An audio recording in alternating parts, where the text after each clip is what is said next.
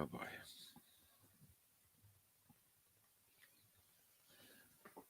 $15 seconds.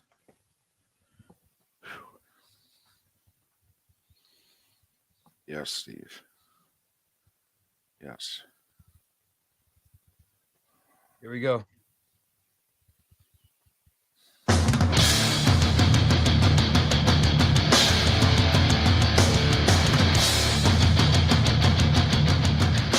You are listening to Miller and Moulton, exclusively on the Florida Sports Network. And now here's Mark Miller and David Moulton. Top of the morning to you on this Monday. Hope you had a great weekend. And yes, I am under the weather. Gonna need my friend, my teammate, my co-host a lot. How the heck are you?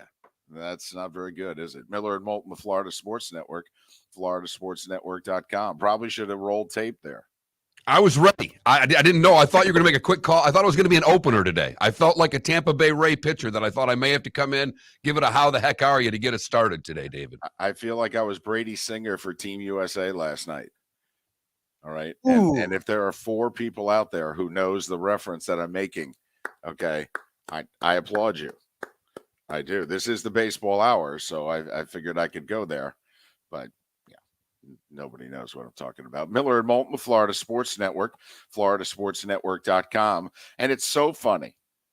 I mean, Mark, if you're March Madness, if you're the person responsible, if you're the new president of the NCAA, you've been on the job not even 2 weeks, and you're like, listen, we own this time of year. This is awesome. Selection Sunday. And then midday, the Dolphins go and trade for Jalen Ramsey. And it was just kind of like, listen, what you guys are doing is really cute. It is. It's fun. So a lot of people are going to be interested, okay, and all that. But just so you know, Wednesday afternoon, the new NFL year starts. And whatever happens, those moves are more important than what happens beginning Thursday afternoon on the court. Just so you know. And that's a year after Selection Sunday was ruined by Tom Brady coming out of retirement on Selection Sunday. Right. To say he was going to play at least one more year with the Bucs. I mean, right. That is consecutive years. Not to mention the first overall pick was traded on Saturday. So, yeah, Selection Sunday comes in, and the NFL has just basically thrown a couple of rights and lefts at the NCAA saying, remember, when we want something, we just take it. I mean, I think, is it Charlie Baker, who's the new president of the NCAA, the former governor of Massachusetts? I mean, he might as well have picked up the phone, called Aaron Rodgers yesterday afternoon and said, could you just get this over with today? Okay, because I don't need you stealing any of our thunder on Monday, Tuesday, or Wednesday, okay? Could you just get it over with today, please? I mean, then this way the folks in the New York metropolitan area won't be all that bent out of shape because Rutgers got screwed. And I don't even know if they did. I mean, the teams are so mediocre near the bubble line. I mean, is anybody really outraged because Nevada got in and Rutgers didn't? I mean, NC State got in and Clemson didn't, which, Mark, I got to be honest, that's rich. And Clemson finished ahead of them in the standings, and I believe beat them 3 times. You've got that exactly right. Okay, I just wanted to make sure I got my facts right. So let's do the blind resume. Okay, put it up on the board. NC State has how many quad 1 wins? 1. Okay. How'd they do against Clemson? 0-3. Well, how'd they do during the regular season? They finished behind them. Huh. Let's put them in.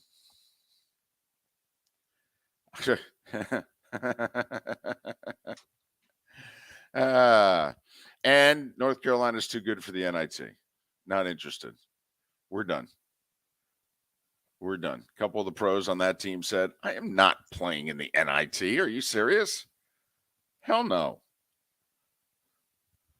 No. I'm going to take in the tournament with the co-eds. Okay? I mean, it's not as good as taking it in as playing, but yeah, I'll bet it won't be bad.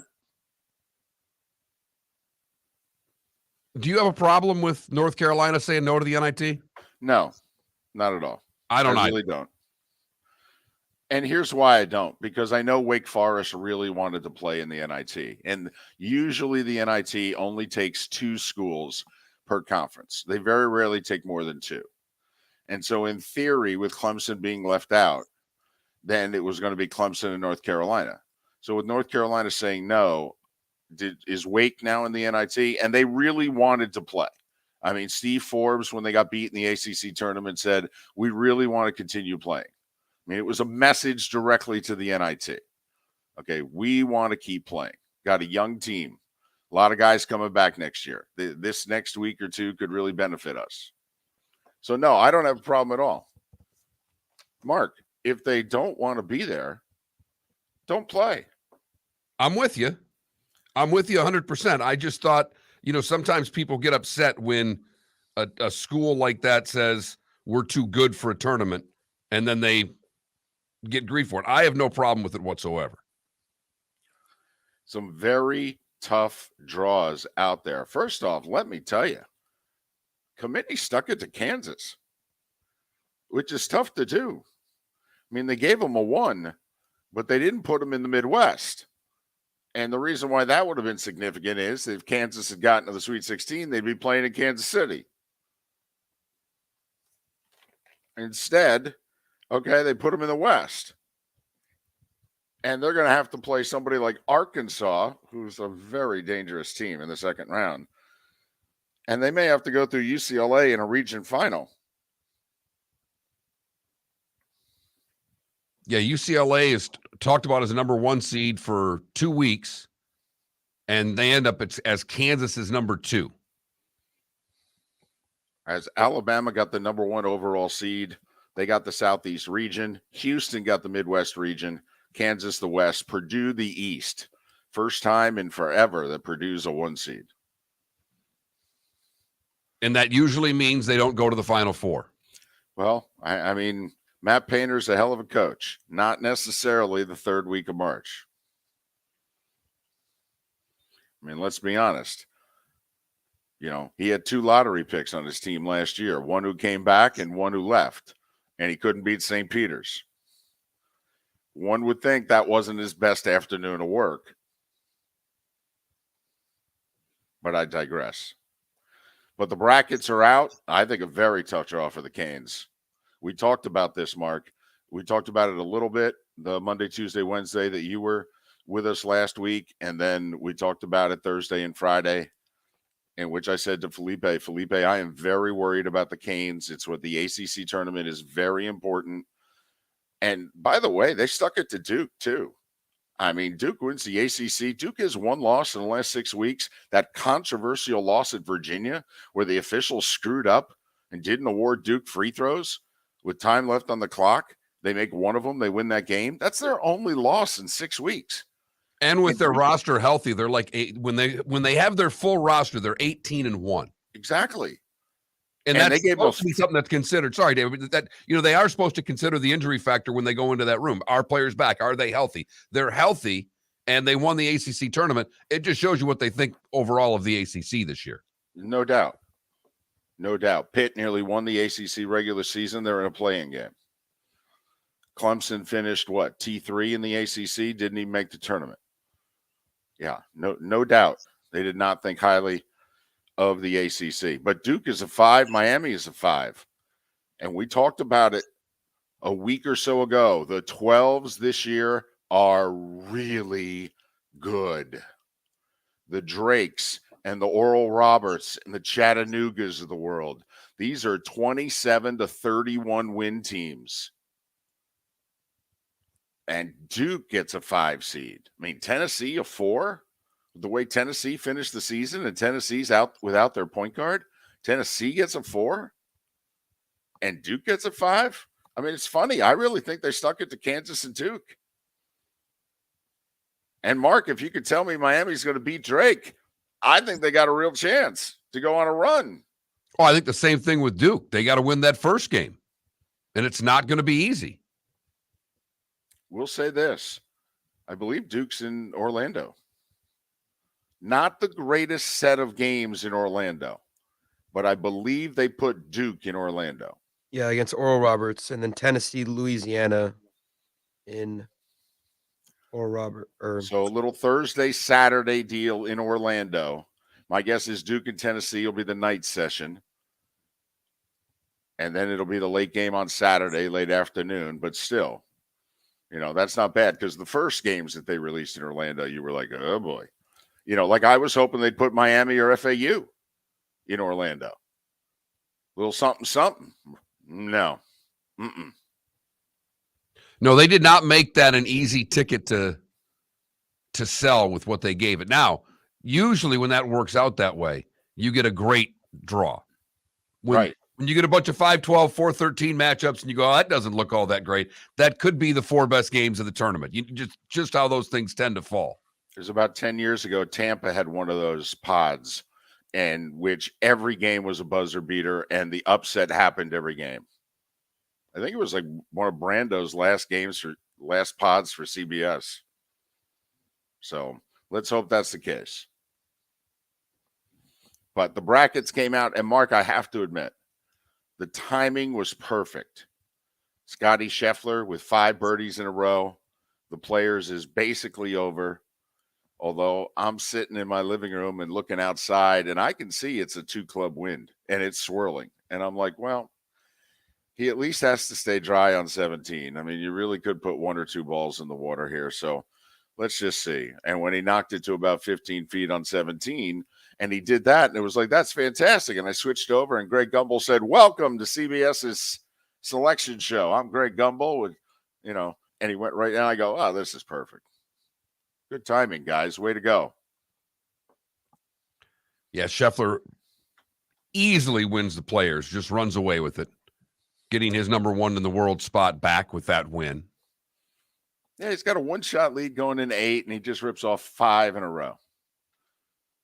The most ever birdies in a row was 6 on that course.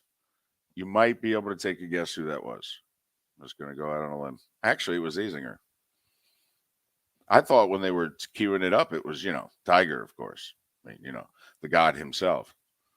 Okay, but it was actually Azinger. Anybody else take a drive to the airport this weekend other than Tiger? Did he take the drive or did his staff? Did he just stay back and relay the message? Miller and Moulton, the Florida Sports Network, floridasportsnetwork.com. We got a good show lined up. I don't know if you guys caught. I mean, it was a long weekend, but Chicago doesn't have the first overall pick of the draft anymore. Correct. How about that? Well, we talked about it. Just get it over with if you want to do it. Now, they went all in, and Carolina went after it, and wow. Quite the haul for the Bears. The Dolphins continue to push all in. Jalen Ramsey with Xavier Howard at corner. Vic's got some new toys for that defense. And Shelby Mast will join us, and we'll say who they get right, who they get wrong when it comes to the brackets. Miller and Moulton. Hope you had a good weekend. Thanks for starting your week with us on the Florida Sports Network. Mark Miller for SWFL Golf Carts, or online, flgolfcarts.com. If you're looking for a golf cart, an e-bike, or an e-motorcycle, go visit Alex and the gang at SWFL Golf Carts, flgolfcarts.com online. Check out their whole inventory. If you're looking for a custom cart, they can take care of you. 2-seater, 4-seater, 6-seater, they've got you covered. E-bikes, nobody better for value and service. E-motorcycles, check them out. Again, flgolfcarts.com. flgolfcarts.com. David Moulton for Napa Auto Parts, and Napa Filters. Insist on Napa filters for your vehicles, or if you're a do-it-yourselfer, only buy Napa filters. Napa has a filter for almost anything on earth that moves, whether it's motorcycles, foreign and domestic cars, vans, SUVs, earth-moving equipment. You get the idea. Napa Auto Parts, Napa filters. Insist on them for your vehicles, or if you're do-it-yourselfer, only buy Napa filters. Ladies and gentlemen, once again. Hi. Excuse me. Hey, the line starts back here. Ma'am, if your party's not here, you're going to have to go around again. If you had the opportunity to avoid all this, wouldn't you? Salt Live is the official transportation provider of the Miller and Moulton Morning Show, making your trip to and from the airport seamless and stress-free. Salt Live is supported with the help of local partners like the Bayfront Inn. Gather your family and friends and enjoy a leisurely day on the water with a pontoon or deck boat. If you prefer to explore the waterways without a motor, the Bayfront has canoes, standboards, and kayaks. At the end of your journey, enjoy lunch or dinner at the Bamboo Tropical Bar and Grill. The Bayfront Inn, something for everyone on 5th Avenue in downtown Naples. BayfrontInNaples.com. When you need a ride, book with Salt Life Transportation, 308-8686, or book on saltlivetransportation.com. You are listening to Miller and Moulton on the Florida Sports Network.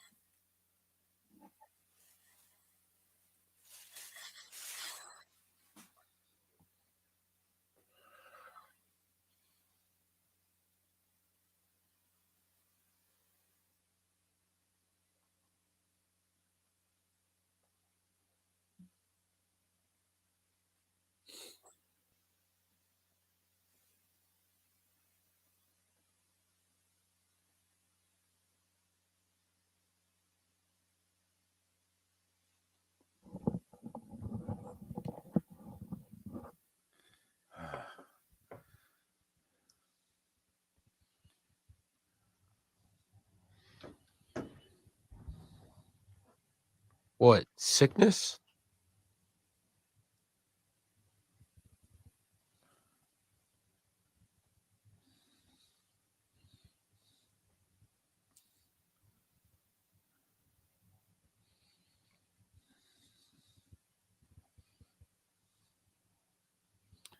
I slept horribly Sunday morning.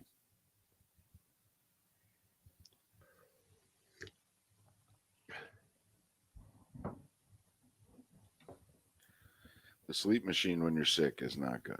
No, or drunk, for the record. You don't drink that much, but I did not have it on the past few nights because, well, I was overserved for 4 straight days.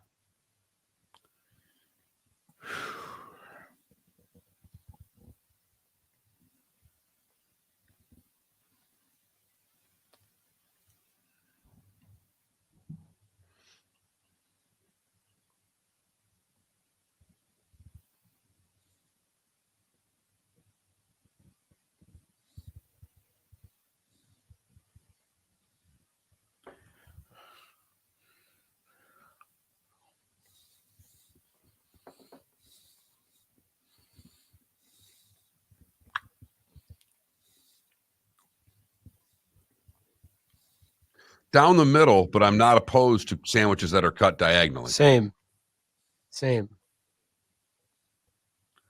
Yeah, down the middle. Took the words out of my mouth, Mark. Firehouse does the diagonal, I like the grilled cheese diagonal.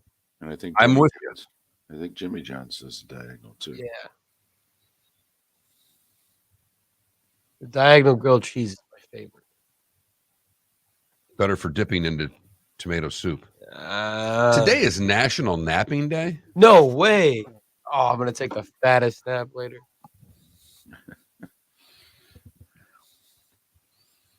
All right, here we go.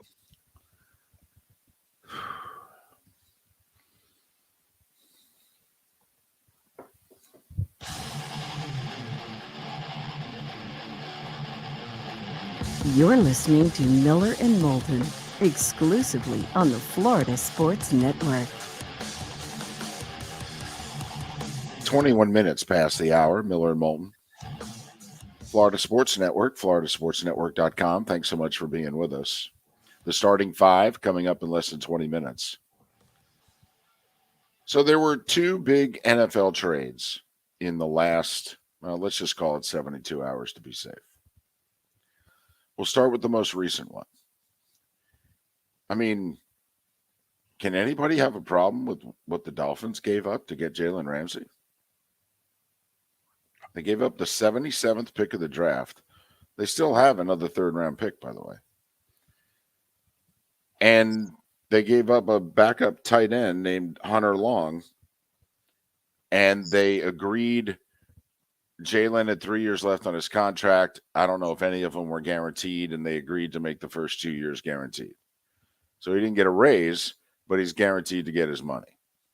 Now, he ain't cheap. You know, he's 20. I mean, you know, Xavier Howard, Jalen Ramsey. I mean, that's 37 million, 35, 37 million at corner right there. I mean, get healthy, guys. Play better than you did last year, guys. But, I mean, Mark, do you have any problem with the deal from the Dolphins standpoint? None whatsoever. To show you what trouble the Rams are in cap-wise, do you know they're only saving $5 million on this year's cap by doing this? They're taking an $18 million dead cap hit because the deal goes into effect Wednesday. This isn't a June 1st deal. They're doing this now. And the thought is in the next 48 hours, Mark, the Rams may completely tear it down. Stafford, Cooper Kupp, Aaron Donald. I mean, they could be on the clock, essentially, by Wednesday afternoon. And this is similar to what we've talked about the Bucs doing, because they paid it forward over and over again and have themselves in a position where they're up against it in the cap. Can you retool on the fly and take 1 year off and get yourself cap compliant so that going forward you can start signing players? Speaking of the Bucs, they're linked to Baker Mayfield to be the veteran quarterback to come in and challenge Kyle Trask, and may the best man win. I mean, we said it last year when Cleveland went and got Deshaun Watson. We said, if I'm Baker Mayfield, I'm Brady's understudy. Don't go to a bad situation where they throw you to the wolves and you end up doing poorly. Go somewhere and basically say, I'll be the guy whenever he's done. A year, 2 years, whatever it is. I'm in no hurry. He didn't do it. They didn't do it, but they may do it a year later. Okay. All right. Now, was it Friday late afternoon or was it bright and early Saturday? I don't know. Whenever the deal went down. I thought it was late Friday. So let me ask you this. Your gut reaction to the Bears-Carolina trade. Gut reaction before I kind of dig deep on you. I was a little surprised that it was Carolina. A lot surprised. I mean, to make that big of a jump from 9 to 1, that floored me that they were able to get enough together to get that deal done. And for whatever reason, David, you had me sold when I was buying what you were selling with the Bears, that they could have tried to maybe make two moves and trade this. So that was the first thing that both Houston and Indianapolis got passed by, and they're not going to get one of these quarterbacks. So I was impressed with Carolina and a little surprised. It floored me, to be really honest, that 9-1 traded. I was stunned. Okay.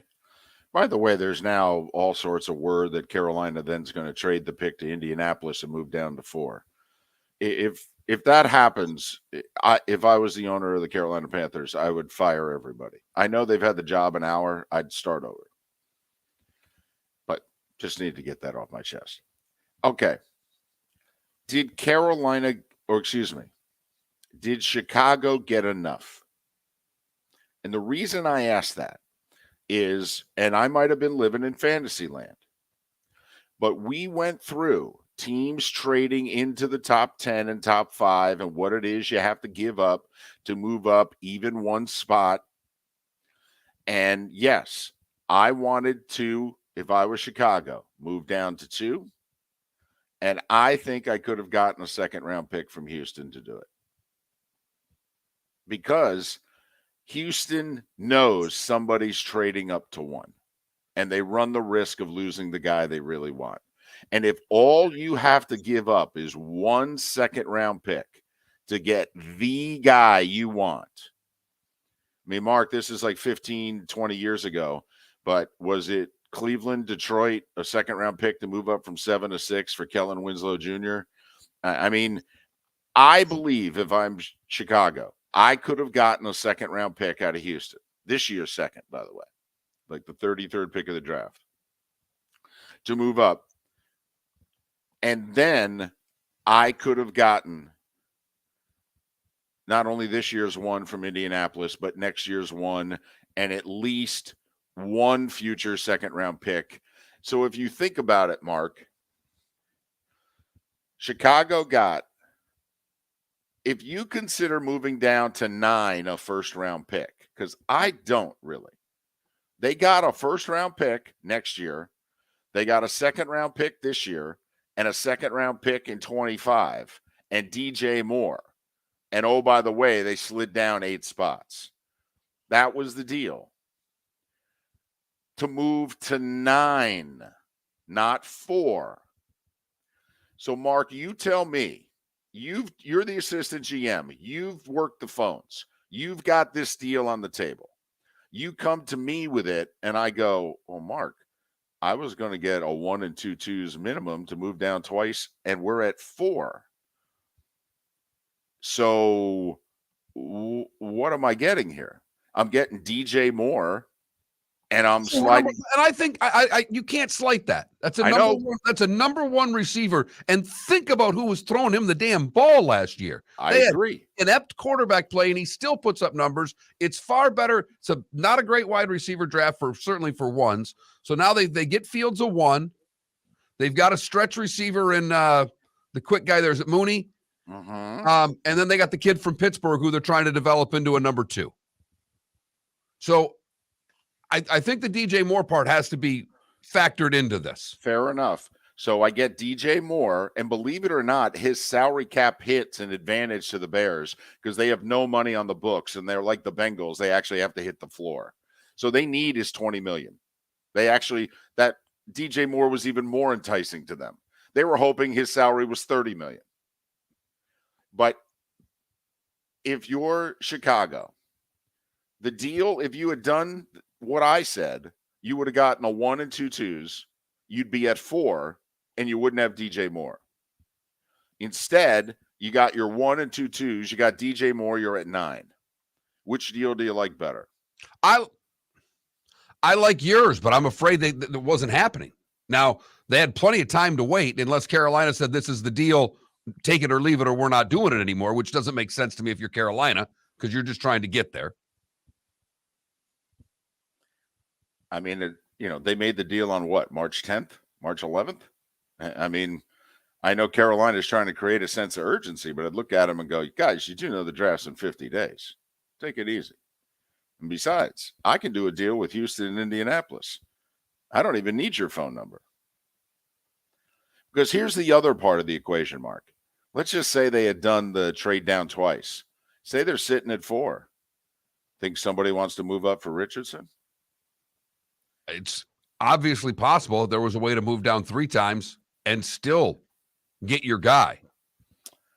So that's just my question to you. Do you think Chicago, it's a solid deal? It is. It's a good, solid deal.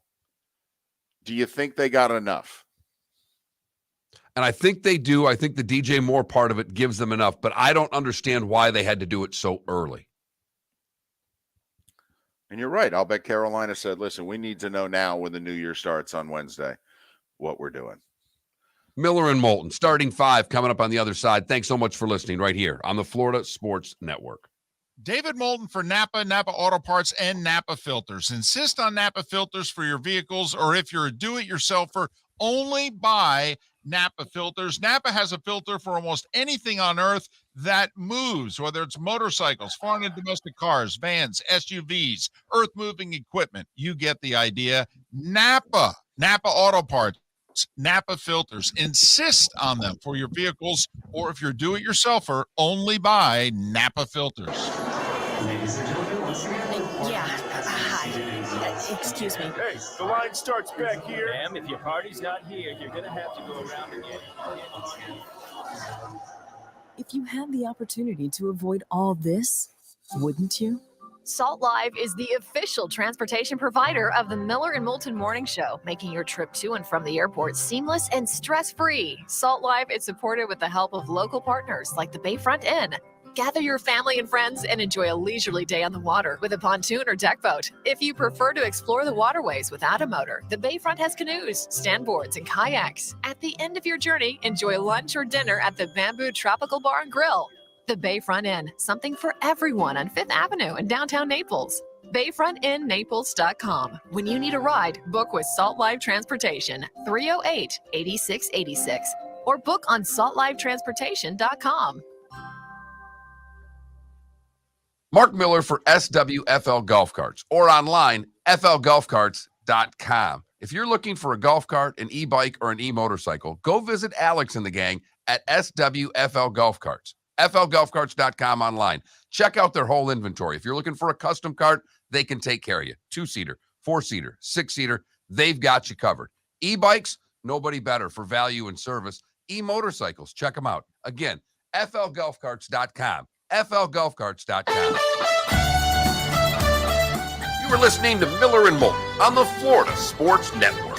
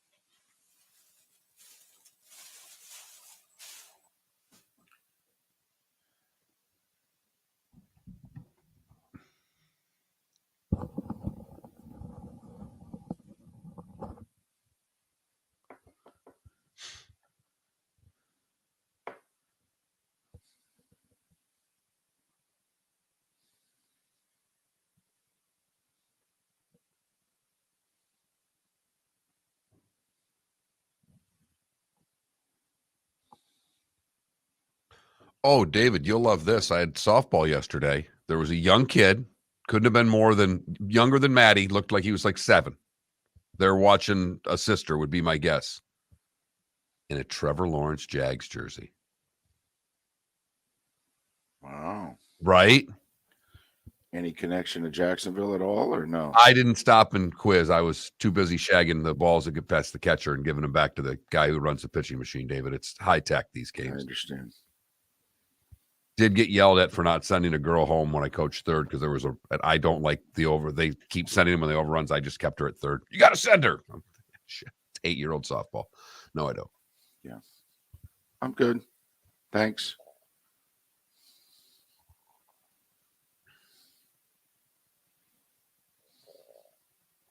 Not with Fangio, Adam.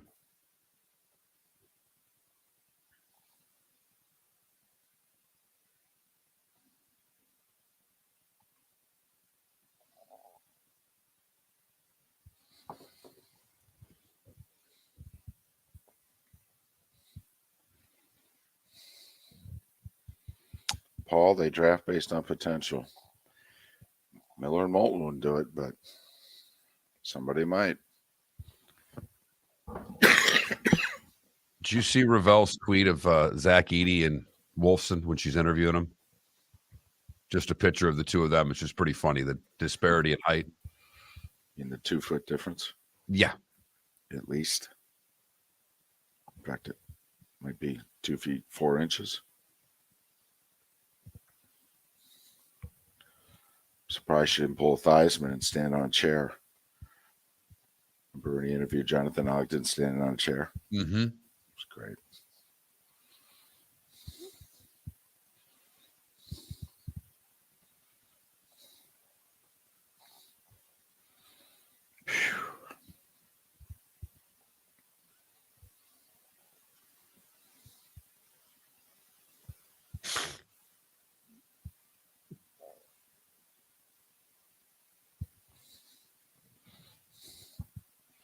Saw an interesting tweet about Sparty and USC playing in the first round game. That can't happen next year because that would be a Big Ten game.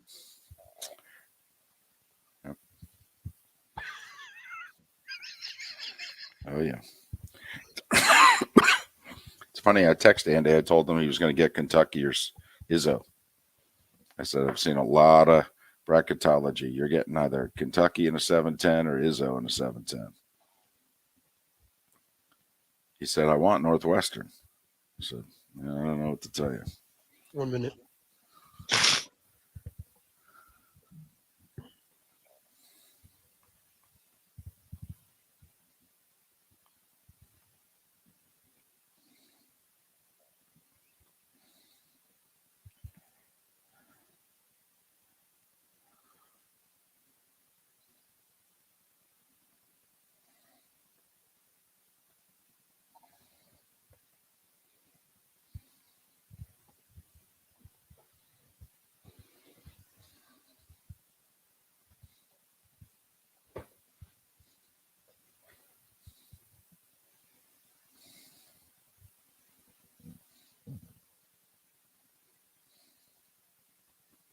Ten seconds.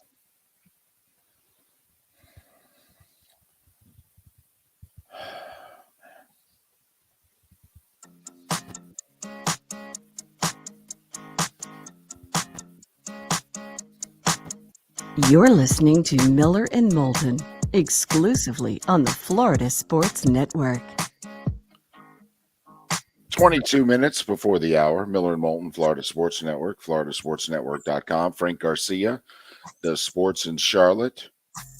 He will join us coming up 1 hour from now. Panthers and Bears making the big trade. Chris Perkins, he's a columnist. The Sun Sentinel writes about the Dolphins.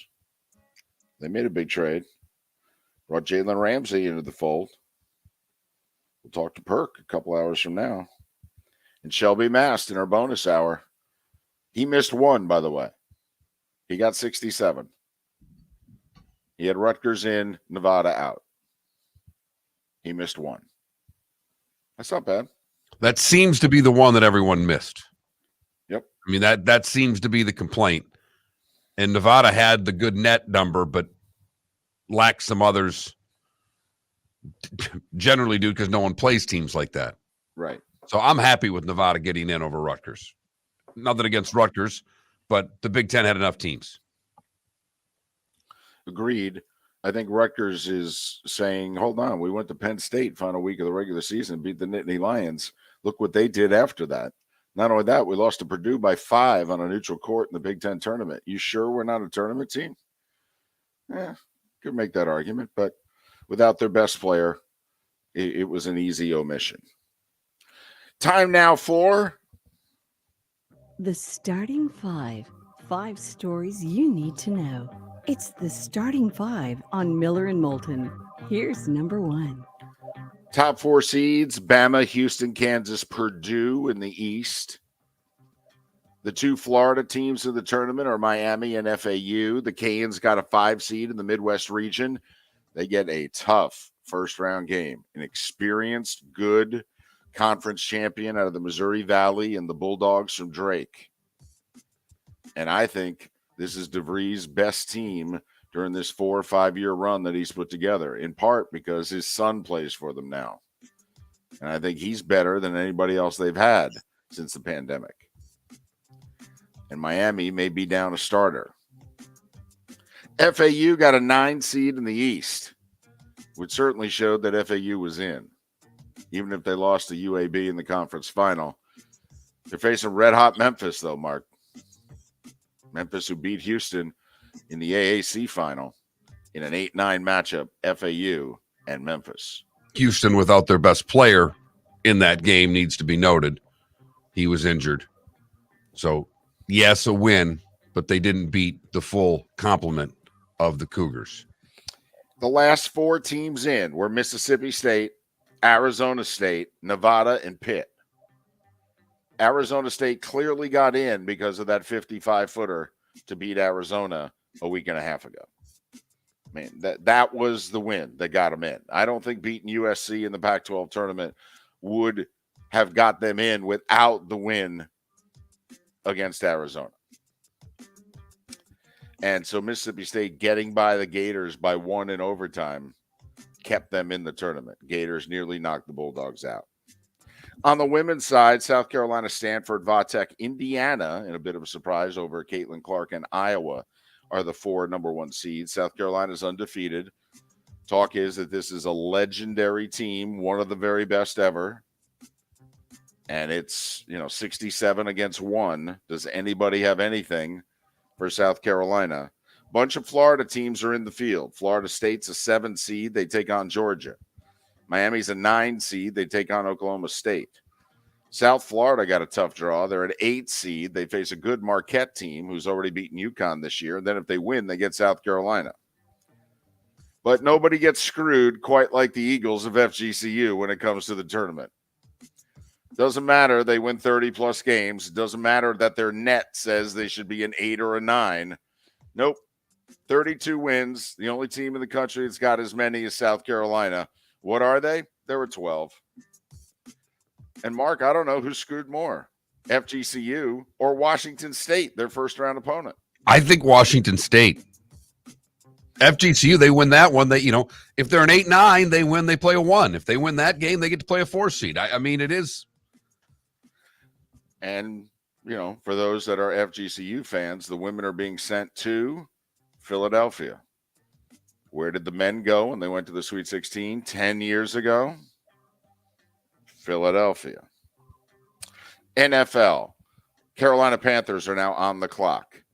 They traded with the Bears. The Bears moved down to the 9 hole in this year's draft. They get a second-round pick in DJ Moore immediately. They get a first-round pick in next year's draft, and they get a second-round pick in 2025. So 2 1s, 2 2s, and DJ Moore, although one of the ones is sliding down 8 spots. Did the Bears get enough? Did Carolina overpay? Either way, the Panthers are on the clock. The early thought is they're going C.J. Stroud.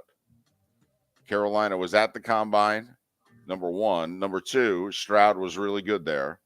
Number 3, Josh McCown is their quarterback coach. Before he was hired as their quarterback coach, when he was still working in the media, in late January, he produced a video talking about the quarterbacks, and he clearly raved about C.J. Stroud.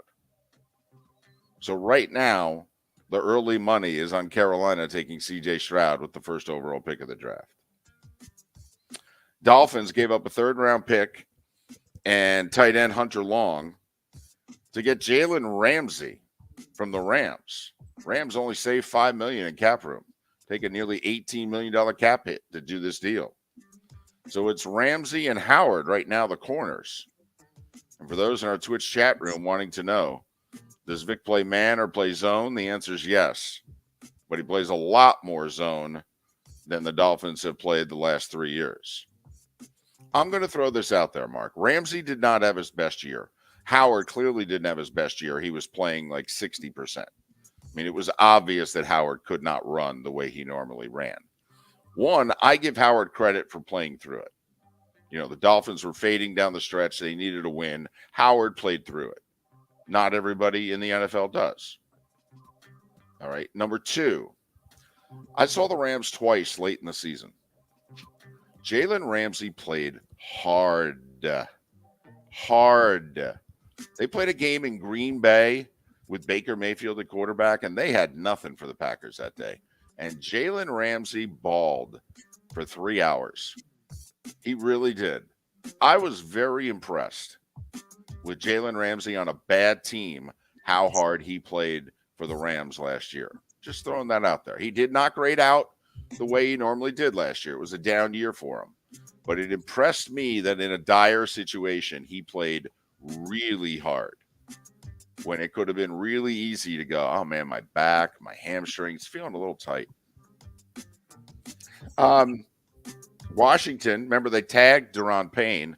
Well, now they signed him 4 years, $90 million. That's the second richest deal for a D lineman ever. 60 of the 90 is guaranteed. The Jets waiting on Aaron Rodgers. Unbelievable.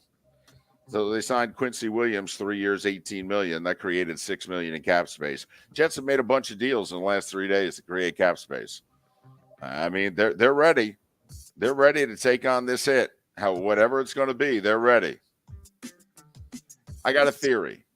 Today or tomorrow, Aaron Rodgers is going to say, okay, send me to the Jets. He was speaking at some weird science convention over the weekend, and I think that he just wanted to get that out of the way, and now he's going to come back and take care of things. I think it's done today. I think it's done by noon.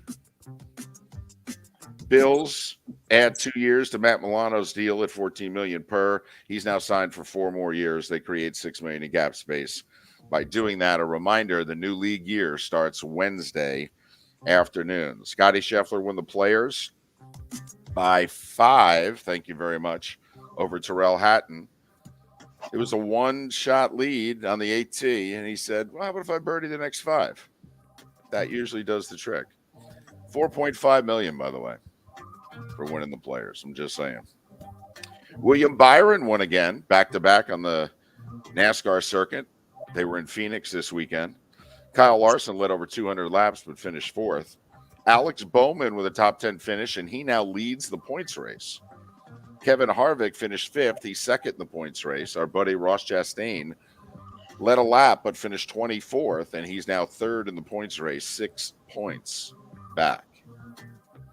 NBA, time is running out for the Heat, Mark and Felipe. Both Brooklyn and the Knicks won on the road last night. Brooklyn went into Denver, beat the Nuggets, who are kind of going through a lull here, kind of like the Celtics went through a lull a couple of weeks ago. Brooklyn 122-120, and the Knicks snapped a 3-game skid, beating the Lakers 112-108. And that puts the Heat 3.5 games behind both Brooklyn and the Knicks to get out of the play-in. I mean, right now the Heat are closer to 10th than they are 6th. So if you're a Heat fan, barring the unforeseen here, you're probably playing Atlanta in a play-in.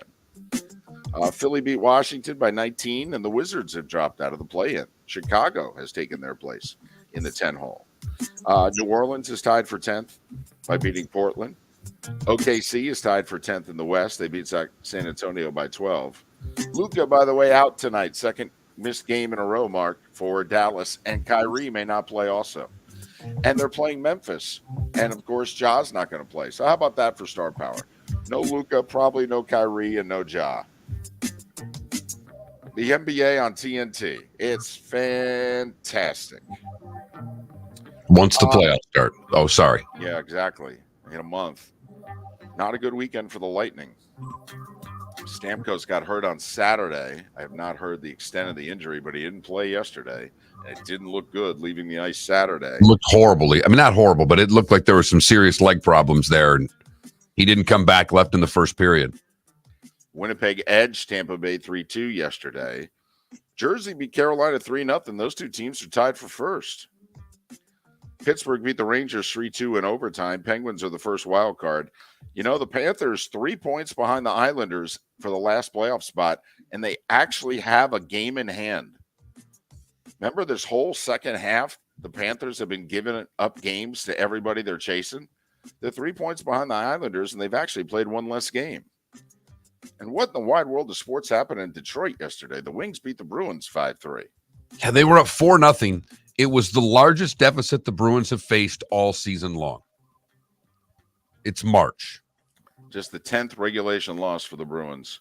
They've played nearly 70 games. And World Baseball Classic. Huh? How many of you just can't get enough of this?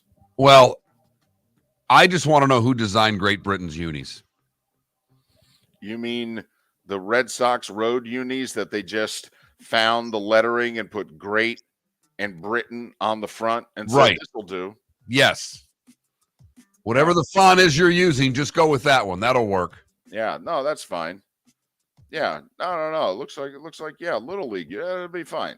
Yeah, they're on the road. Don't disgrace Little League by saying I've seen Little Leagues look a hell of a lot better. Yes, Little than League Great uniforms Britain. are vibrant and That's colorful. true. You guys make a dadgum good point. I stand corrected. My apologies to Little League uniforms out there, even the ones that mom mistakenly bleached. They're better than what Great Britain is wearing. Mexico all over the United States last night, 11-5 in the second round robin game. You know, the U.S. almost got mercy ruled. It was 11-2. If you're up by 10, all right, they call the sucker. But U.S. plays Canada at 10 o'clock tonight on FS1. By the way, here's an idea. So you got Team USA in the World Baseball Classic. You probably, if you're Major League Baseball, want a few people to pay attention to this, right? So here's the deal. We have a choice. We could put Team USA in Miami or Phoenix. You know the difference between a 7 o'clock start and a 10 p.m. start Eastern time. 70+% of the households are east of the Mississippi. So, of course, Team USA is in Phoenix. Right. Mm-hmm. Yeah. Mark, I don't know if you heard, I went on a diatribe Friday about if they're going to do this, they need to do like the NHL and hockey. They need to have it in July. They need to shut the sport down. They need to try it once and see if it works. And I understand you might lose a little bit of money, maybe. Then again, maybe not. I don't know. But if you're going to do it, do it. Not this half-ass every 3 years. Pitchers can't pitch past the fourth. Hitters aren't in shape, and they're, pulling muscles in their side because they're not ready to go. Kershaw can't play because he can't get insurance on his back. I mean, come on. Either we're doing this or we're not. Yes or no? We want Ohtani facing Trout at 8:30 on a Wednesday night on Fox or not? Yes or no? And that was the starting five every weekday morning at this time on Miller and Moulton.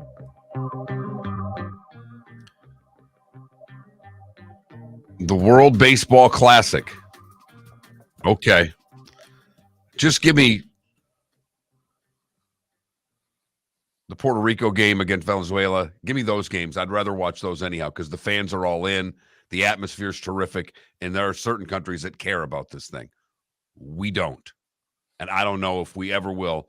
But if they don't try something, this will die too. Miller and Moulton, thanks for listening. Florida Sports Network.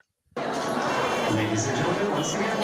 Yeah. Hi. Excuse me. Hey, the line starts back here. Ma'am, if your party's not here, you're gonna have to go around again.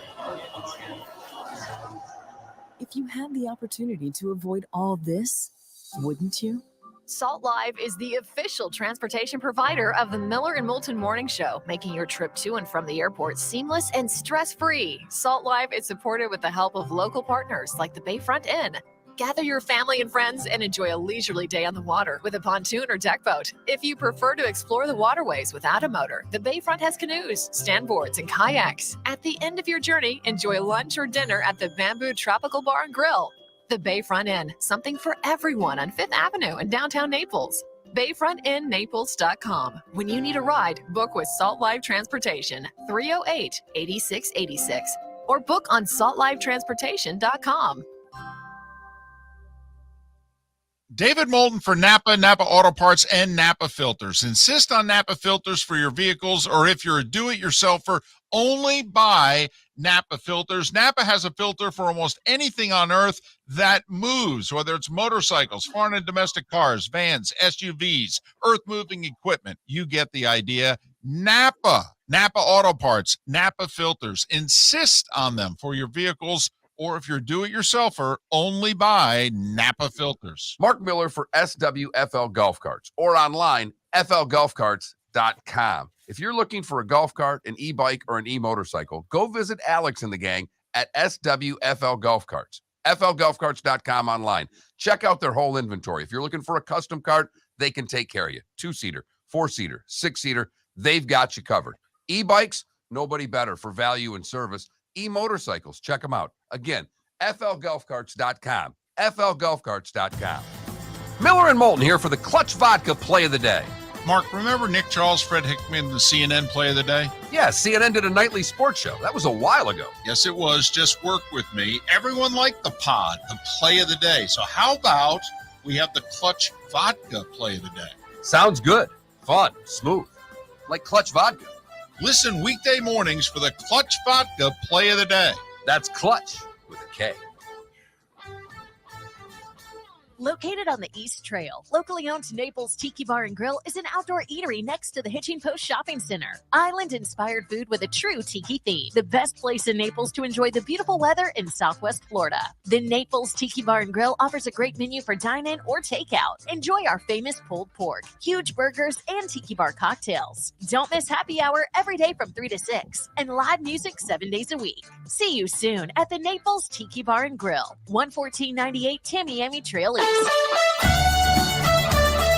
You were listening to Miller and Moulton on the Florida Sports Network.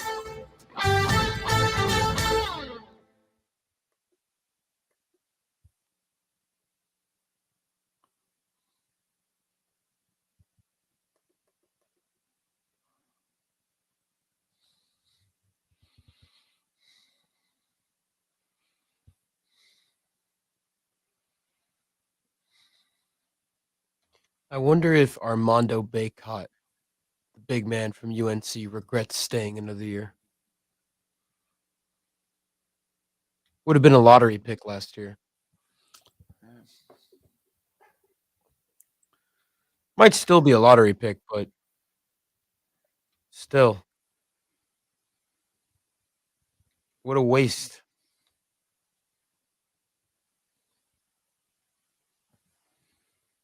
Now you're going into the draft at 23 years old or 24, however old he is.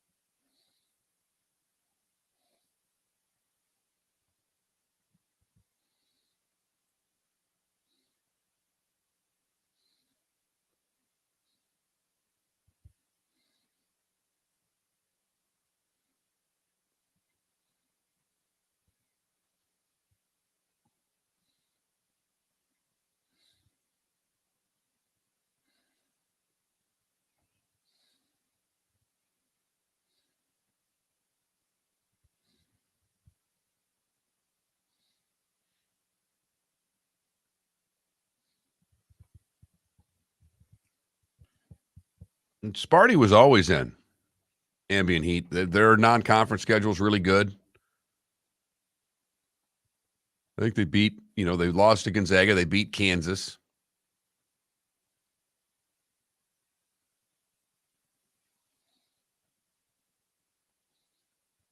Got to look past the records a little bit and see who they played. That's the biggest thing. They reward teams that play schedules. I would argue Michigan State played the toughest schedule in the country. Them or Kansas. That's why Kansas should have been the number one overall.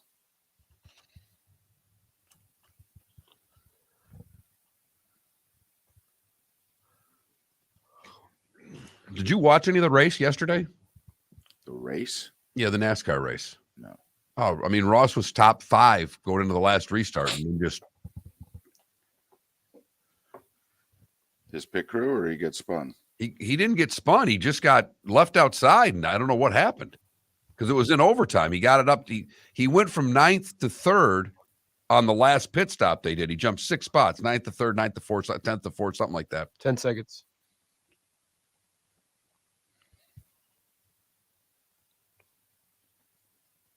Here we go.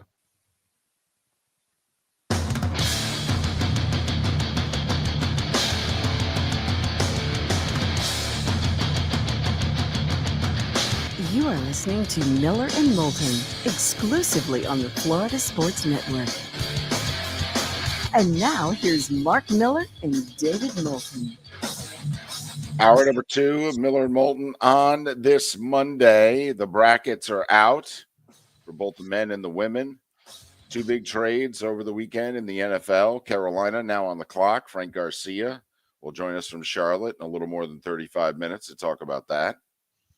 Bears trading the number 1 pick. Do you think the Bears got enough? And do you like the move that Carolina did? I'll say this, Mark. I like the move Carolina did. You know me. Go for it. You're putting your job on the line when you're drafting a quarterback. Okay, so if you're going to put your job on the line, put your job on the line. And put it on the line for the guy that you most likely think is going to keep your job. Right. And go up as high as you can to get there. I like it for Chicago. I like it for Carolina. The only thing I don't like about Chicago is that did they have to do it now? Would have waiting gotten more? But I think the DJ Moore part of this is being overlooked largely by, I think they're, and they threw in DJ Moore. No. That's a number 1 receiver. I would think right now that Chicago would take a big offensive lineman at 9. That would be my thought. That's who they would take. Maybe that Paris kid from Ohio State. Just plug that tackle in and say, here you go. And like you mentioned, they kind of sort of found a wide receiver last year that was decent. And now they had DJ Moore, and he's better than decent. So, okay. And if I start upgrading the line, I got a Carolina 2nd-round pick, which is good because I traded away my 2nd-round pick for a wide receiver that right now is not looking like a good deal. But maybe that guy's going to be my 3rd receiver. So, starting to put pieces around Justin Fields, which he and they desperately need.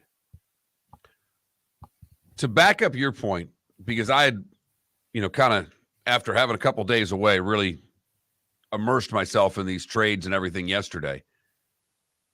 And happened to hear, I think it was the Carolina Panthers play-by-play guy on NFL radio talking about Carolina moving that pick again, that Carolina may trade that pick. If they trade that pick, this is a horrific deal for the Carolina Panthers. Now, I will say this. Indianapolis may be desperate. That is the one thing that Carolina just did here. They outflanked the Colts. Make yourself the Colts GM right now. You got the crazy owner who came out before last season was over and said, we're going to do whatever we have to do to get ourselves a quarterback. Oh, great. There goes that leverage. Whether I'm trying to work out a trade or whether or not I'm trying to sign somebody in free agency. Just keep asking for more. I got to say yes. So if Carolina stays at 1 and takes a quarterback, and Houston does what they're expected to do, stay at 2 and take a quarterback, Will Anderson goes 3 to Arizona. If you're Indianapolis, you're stuck with quarterback 3. You okay with Anthony Richardson or Will Levis? I'm not at all. Now, my guess is you are going to hear a lot of hype about how much Indianapolis loves Anthony Richardson. And they're just going to hang tight and take AR. Oh, we love this guy. We don't have to trade up. We're in a good position. Of course, somebody may move ahead of him and draft a quarterback at 3, but that's a whole other story. Because Arizona's at 3, and there's no reason why they wouldn't want to move out. They've got their quarterback and a bad football team. So that's the part of this that I'm with you. I think if Carolina tries to get too cute by half here, my first reaction is to fire everybody. Seriously, that's my first reaction. Just like, well, obviously I made a mistake. You guys need to go home. No, I'm a billionaire. I'll pay you. Don't worry about that. Just leave your cards at the desk. I'll ship all your stuff. Okay. Tell you what, head to the airport and wait for the phone call, a la Tiger Woods. Too soon? We're going on vacation as a Right. team, everyone. Exactly. Is that too soon or no? Yeah, probably. So just that's my thought, that it sounds cute. It sounds fun. And goodness knows this is a David Moulton special. I mean, this is something that this Yahoo would dream up. But even this Yahoo's going, oh, come on now. But the only part of it, Mark, is I'm wondering, can you get a similar haul from Indianapolis to move up from 4 to 1 that you just gave up to move up from 9 to 1? So you're going from 9 to 1 to 4 and thinking that you're as whole as you were before this started. Right. Now, I mean, I'm not getting CJ Stroud. You know, that's the trade-off. You know, the other part for the Bears about moving down to 9. Now, granted, this is the guy that I'm in love with. And clearly he's got some issues right now. But when you move down to 4, like was talked about, well, you can get Jalen Carter at 4. I know you all think Jalen Carter is going to really drop because of this racing and the car accident and the 2 dead people in Georgia.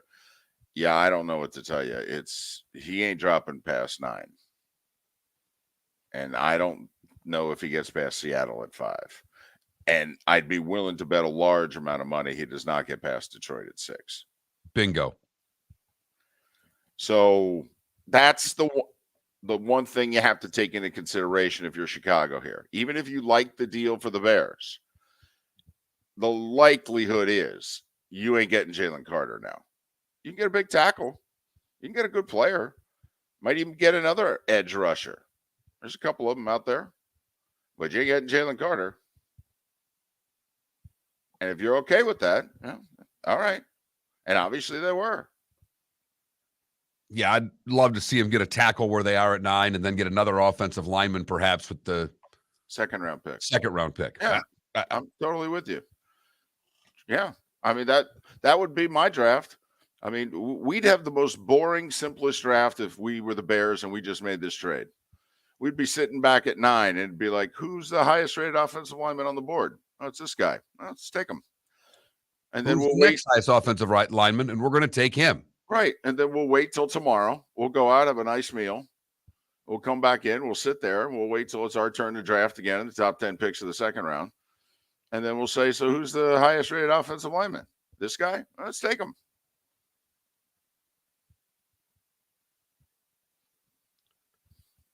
So we'll see. They've got, I love the fact that they got more. I think that part of this trade for Chicago is the undervalued part, is that they got a legit number 1 receiver. And when you're talking about drafting someone, it's a 50-50 proposition. They got a guy who's a guaranteed number 1. Let's go to the Dolphins. Are the Dolphins the 2021 Rams? Now, the 2021 Rams made the big deal to bring in Stafford, but they had loaded up for a year or so. Some of the guys they drafted themselves, Donald and Kupp, they went out and made the big trade for Ramsey. They made a deal even for a running back. Okay. And, LA was all in 2021 and it worked. They won a Super Bowl. And now we have no idea when they'll be good again. But it worked. And if you're a Dolphin fan, you okay with what they're doing? Because it certainly looks as if this is a 2-year all-in.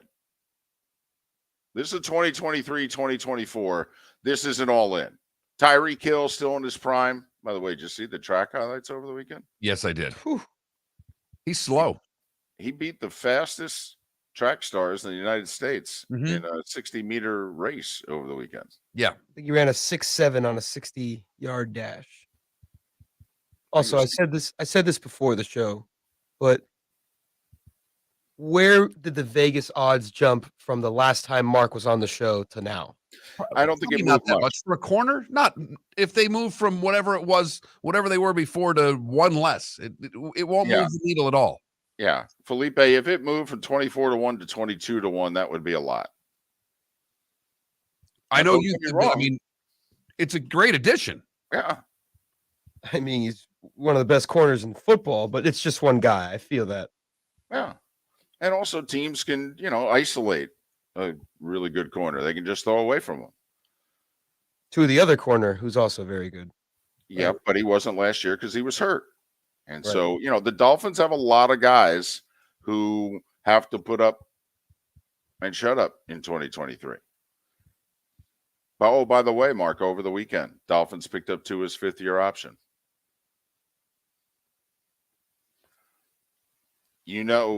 We would not have done that. No.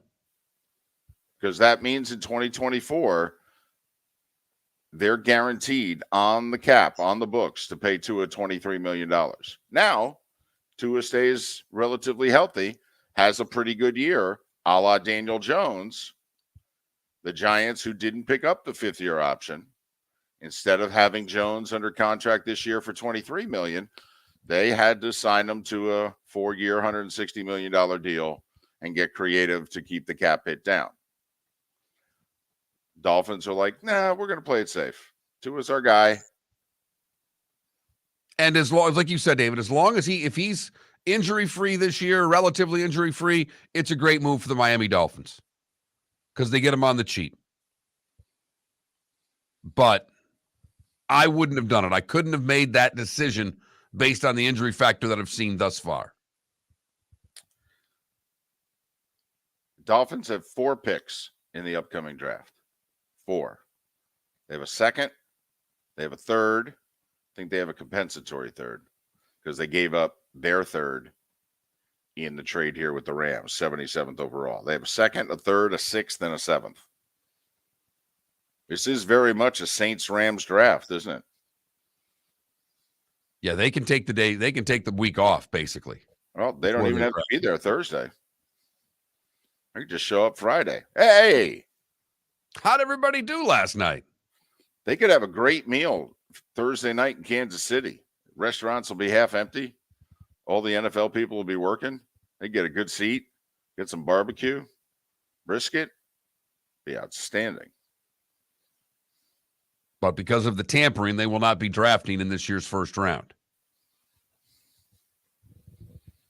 21,000 is our number, the text line. What do you think of Miami's move, Dolphin? Let us know right here on the Florida Sports Network.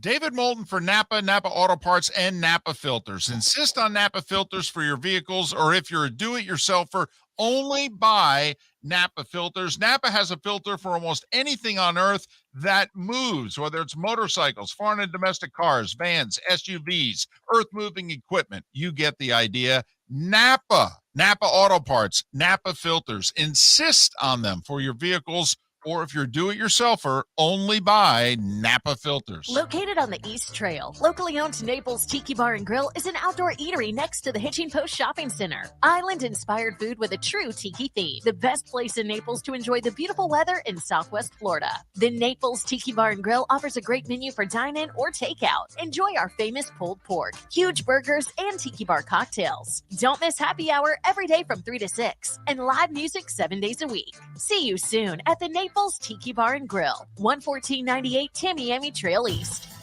Miller and Moulton here for the Clutch Vodka Play of the Day.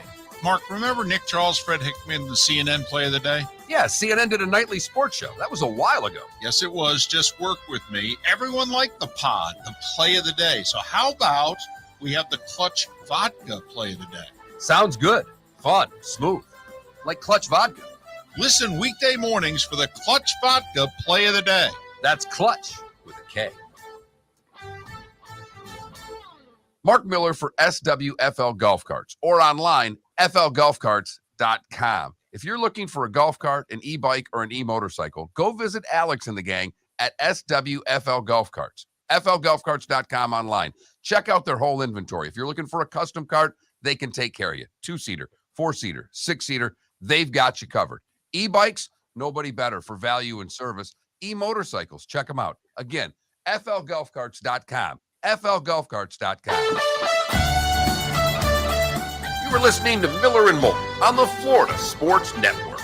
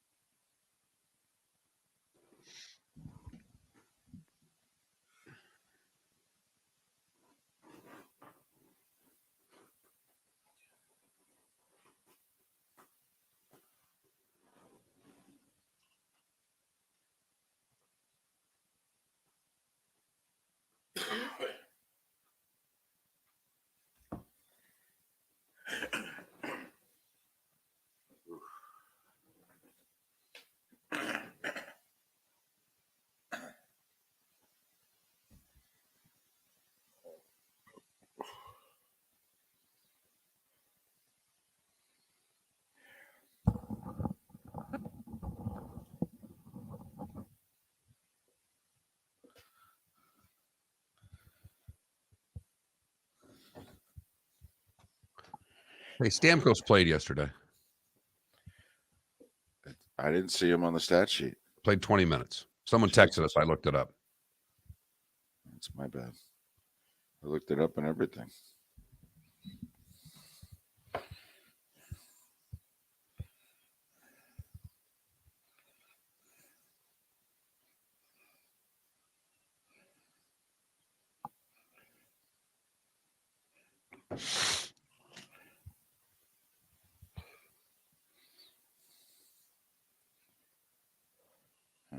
Jesus.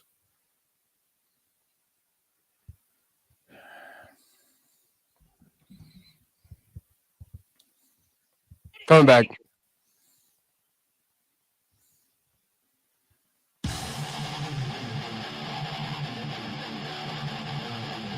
You're listening to Miller and Moulton, exclusively on the Florida Sports Network.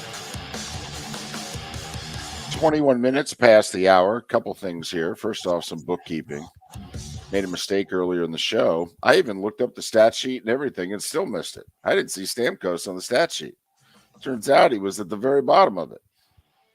I said he didn't play last night for the Lightning after getting hurt in the first period Saturday. All he did was play 20 minutes yesterday. So I screwed up. That's good to see, even though they lost. And David Sampson, Pat Kerwin on the show tomorrow. David Sampson may have gotten some rest after the Oscars last night. Did you watch any of it? I watched a little over 2 hours of it. Wow. Don't ask me why. Wow. I watched till about 10:30. Damn. I watched like 20 minutes. I watched the monologue and I watched The Rock and Emily Blunt come out and give away the animation award. And that was it. Have either of you ever seen Everything Everywhere All at Once? No. It was worth every single award that it won, and it won a lot of awards.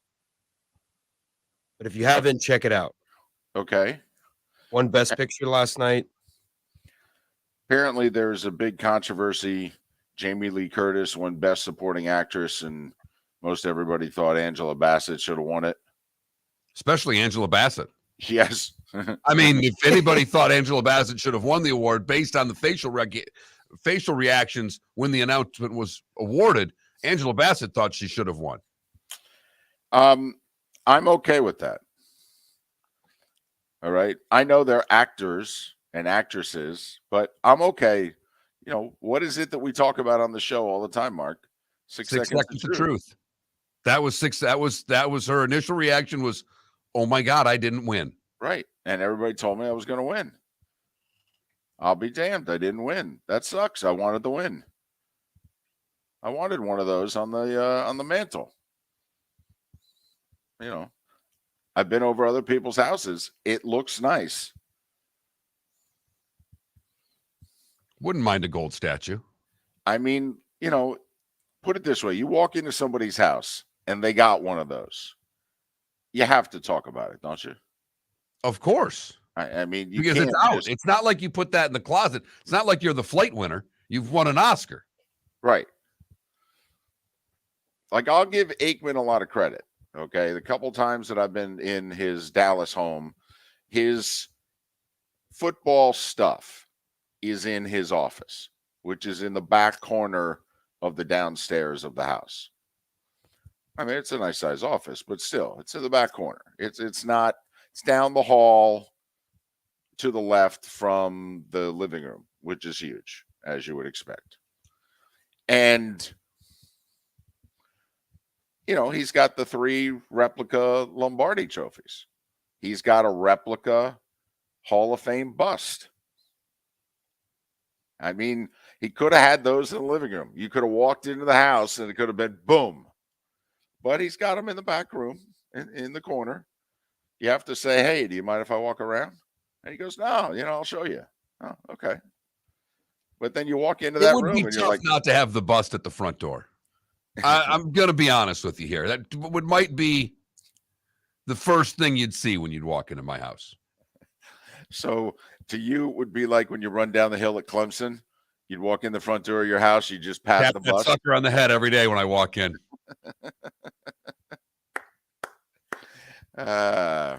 That's funny, but that's actually not bad. Okay. Especially if that was the only thing you did. If there was no evidence of anything else. What do you got?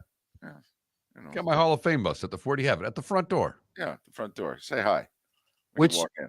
we've had this debate on the show before of would you rather have an Emmy, an Oscar, or a Grammy? But aesthetically, for as a decoration in your home, which one looks the prettiest? Oh, nothing compares to an Oscar. I mean, you know, Grammys are great, Tonys are great, Emmys are great. I will say I love the Emmy trophy.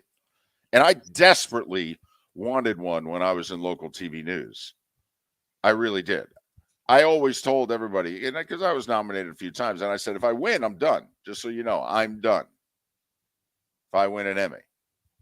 And fortunately, they had the good taste to go, he's not good enough. Don't give it to him. I like the Grammy. I just wish it was a little bigger. It's very small. Well, that's why when you get a bunch of them, you can put them all up there on the mantle. That's true. Have to admit, though, that Hall of Fame bust, I mean, that's a big sucker. You know, Right. like an Oscar, it's a small head. It's a very skinny statue. And think, I mean, you and I have melons. If they did a bust for either of us, it would be large. Totally. Like, listen, there are people who don't like Dion. For the record, Miller and Moulton love Dion. Okay. But when Dion put a do-rag on his Hall of Fame bust, I'm like, now there you go. When I walk into his home, that's exactly what I want to see. I want to see the bust with a do-rag on it. Okay. Where am I? Oh, I'm in Dion's house. How can you tell? Seriously? I got kidnapped in the car. They dropped me off. I knocked on the door. I looked. I'm at Dion's house. Time now for the Clutch Vodka play of the day, David.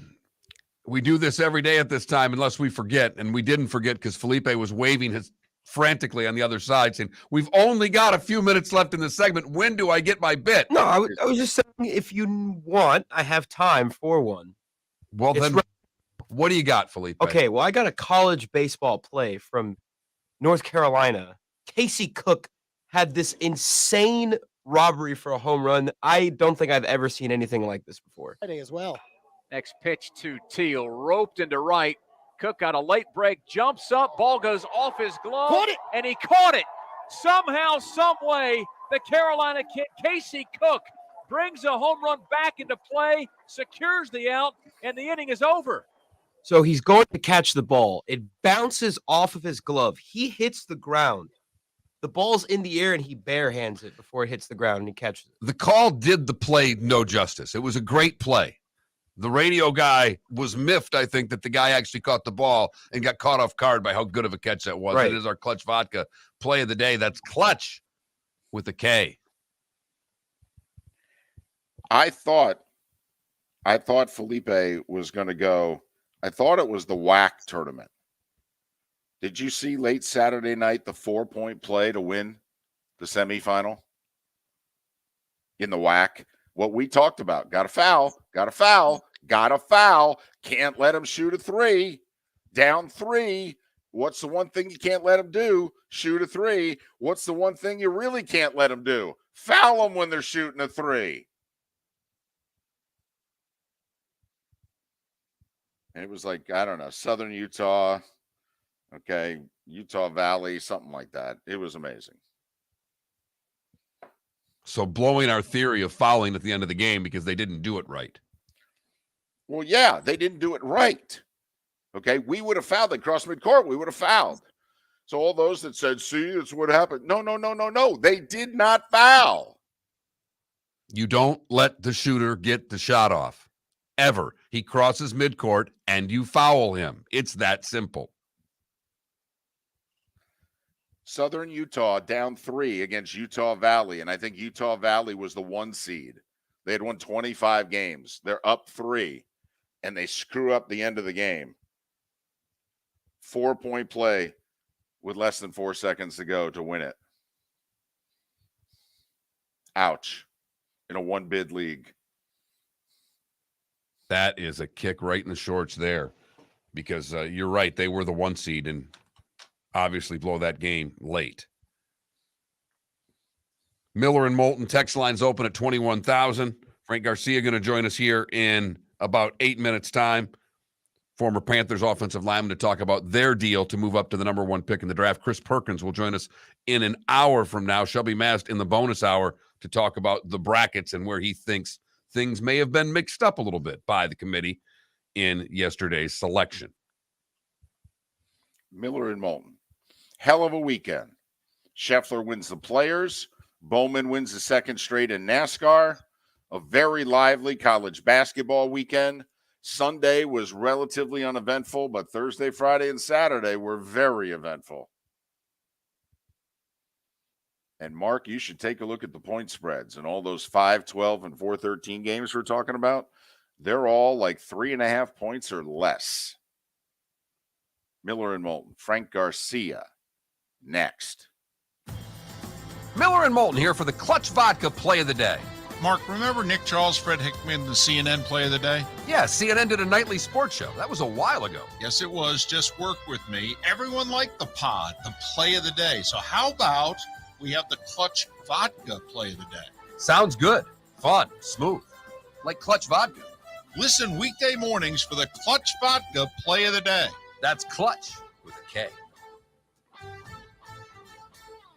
David Moulton for Napa, Napa Auto Parts, and Napa Filters. Insist on Napa filters for your vehicles, or if you're a do-it-yourselfer, only buy Napa filters. Napa has a filter for almost anything on earth that moves, whether it's motorcycles, foreign and domestic cars, vans, SUVs, earth-moving equipment. You get the idea. Napa Auto Parts, Napa filters. Insist on them for your vehicles, or if you're a do-it-yourselfer, only buy Napa filters. Located on the East Trail, locally owned Naples Tiki Bar and Grill is an outdoor eatery next to the Hitching Post Shopping Center. Island-inspired food with a true tiki theme. The best place in Naples to enjoy the beautiful weather in Southwest Florida. The Naples Tiki Bar and Grill offers a great menu for dine-in or takeout. Enjoy our famous pulled pork, huge burgers, and tiki bar cocktails. Don't miss happy hour every day from 3 to 6, and live music 7 days a week. See you soon at the Naples Tiki Bar and Grill, 11498 Tamiami Trail East. Mark Miller for SWFL Golf Carts, or online,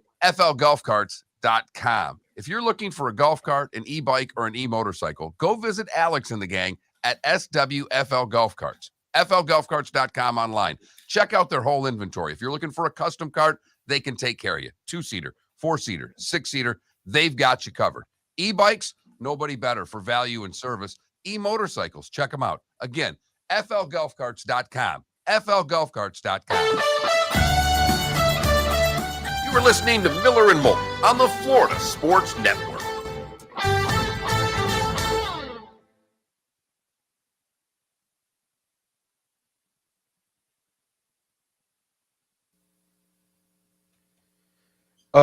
Twitch chat.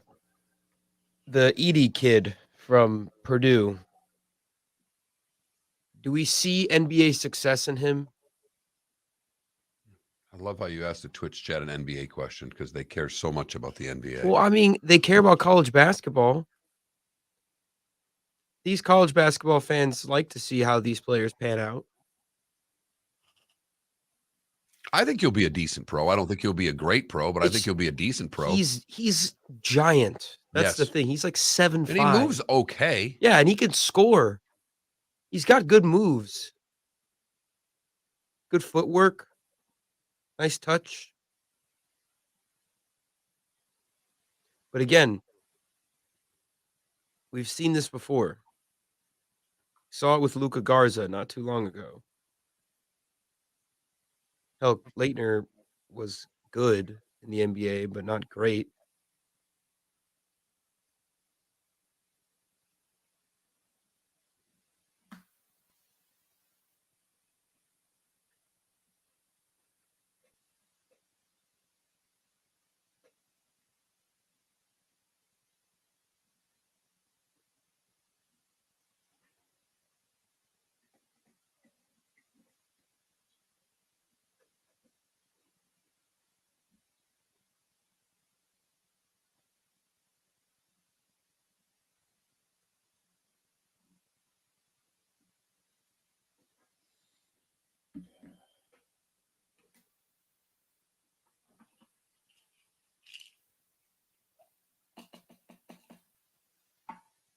By the way, Mark, I know no one cares, but for the record, Jokic in that loss, 35 points, 20 rebounds. Is that his first loss with a triple-double? This season, yes. Yeah. That was like a thing that they don't lose when he has a Right. triple-double. I think that's the first one they've lost. 35 points, 20 rebounds, 11 assists, 2 blocks, 2 steals. In a loss.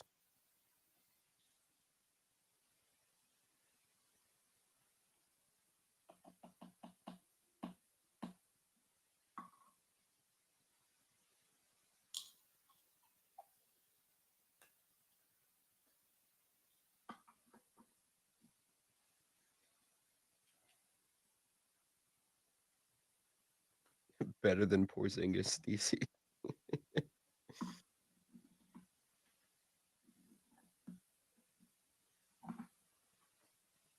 Ambient. I feel like you're being sarcastic.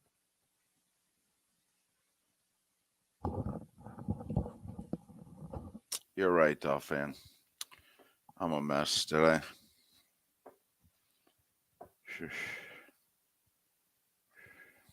Really? You're actually a Denver Nuggets fan? He's from Denver. Oh, he is? Yes. Oh. Well, go Nuggets. I hope you can finally win a title. Hell, just make the finals. I think I did, but I don't want to believe that I did, but I might have. I feel terrible because I also got my roommate sick.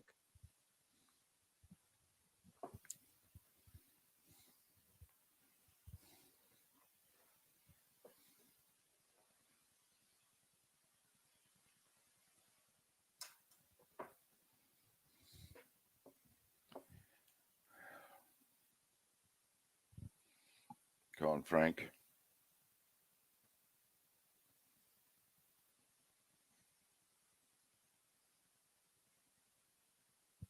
Yes.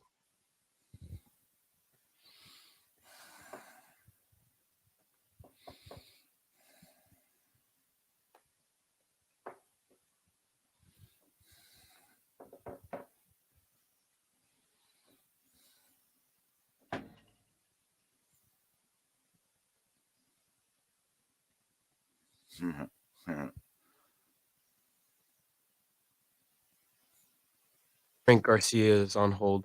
Frank Garcia is like one of the most common full names in Miami, by the way. I know like 11 Frank Garcias.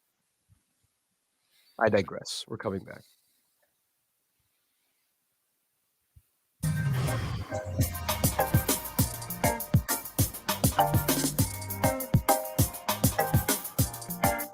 Welcome back to Miller and Moulton, only on the Florida Sports Network. 22 minutes before the hour, Miller and Moulton, Florida Sports Network, floridasportsnetwork.com. Chris Perkins from the Sun Sentinel will join us 1 hour from now. Talk about the Dolphins' high-profile deal yesterday to acquire Jalen Ramsey and not give up a whole heck of a lot to do it. That was not the case at the beginning of the weekend. Carolina gave up 2 1s, 2 2s, and an outstanding young wide receiver to move up from 9 to 1, and they're now on the clock in the draft. Frank Garcia played for the Panthers. He talks sports on WFNZ in Charlotte. You can follow Frank on Twitter, Frank Garcia _65. Frank, it's David and Mark once again. Hope you've been well. How are you? I'm doing great, guys. Thanks for having me. All right. When you heard the deal and now you've had 48 plus hours to let it ruminate, what do you think? Initially I thought, it was a pretty good deal for the Bears. You talk about the 2 1s, but realistically, it's you start thinking about the deal and what the Panthers gave away. They moved up a couple of spots with a 1, so they're not really giving away two first rounders. They gave up next year's first rounder, this year's second rounder, next year's second rounder to draft a top tier quarterback. And it's been a while since they've done that. You can go way back to Cam Newton, and they didn't have to give up as much. They were just drafting it because they were so bad. But when you look at what the Panthers are trying to accomplish, I think it's the necessary evil that exists in the NFL. They got Christian McCaffrey at 9 several years ago, but they felt like they needed to move in a different direction. And I think the writing was on the wall when they let a guy like Steve Wilkes go a few months ago and hired Frank Reich. That they kind of showed their hand a little bit, and I said it then is that you look at the draft, the Panthers are going to draft the quarterback. You don't make that move without kind of understanding the direction of the team. And I think that we all realize this is a scoring league, and the Panthers are adjusting to that. Frank, do you buy any of that they're just going to take these days to figure out who they want, or you think they know who they want when they make this deal, don't you? I don't think you make that move without knowing, a couple of things. They've been the most active team, and during the draft at some of these pro days, of these players, and I think it's one or two players, but I think that the understanding that maybe the Colts were really high on these guys, and also the Raiders. When you let your franchise QB go, you're going to be in a situation where you need to go out there and make some moves. If you're sitting at 9 and those teams are in front of you, you got to do something to shake it up. The Panthers have acquired a lot of draft choices over the years, and especially this last year with Christian McCaffrey. So they have some equity in the draft with some value that they can still, maybe move up in some other positions. But when you make that move to move to number 1, you're not doing it to trade. You're not doing it to do anything else except pick your guy. And I think the Panthers know who that is. Well, you said one of two guys. Who do you think it's down to? I think it's Stroud or Young. I think that if I'm looking at it, the NFL always goes bigger. I've heard, from Frank Reich is the quarterback I played with, and I still have a lot of friends that are good friends with him. But he's really high on Stroud, and from what I understand, the owner's high on Young. But you have an owner that's never played the game. You have a coach that played the position. So I think it comes down to whoever you hire to do the job is going to pick the guy that he wants. And I think it's going to be C.J. Stroud. DJ Moore part of this is going to, it's obviously a big piece, but he was pretty popular. That's a tough loss in this whole thing. And I think that's what gives the Bears a little more juice on this deal, because they've got a legitimate number 1 receiver. And I think you are well aware of that. I think maybe the rest of the world may not be, because he played in Carolina with some bad quarterback play last year, but this guy's a legit 1, isn't he? I would call him a legit 1. I would call him a made 1. I think he's a legit 2 that was forced to be a 1. I think that there's games that he didn't show up in. He's a great runner after the catch.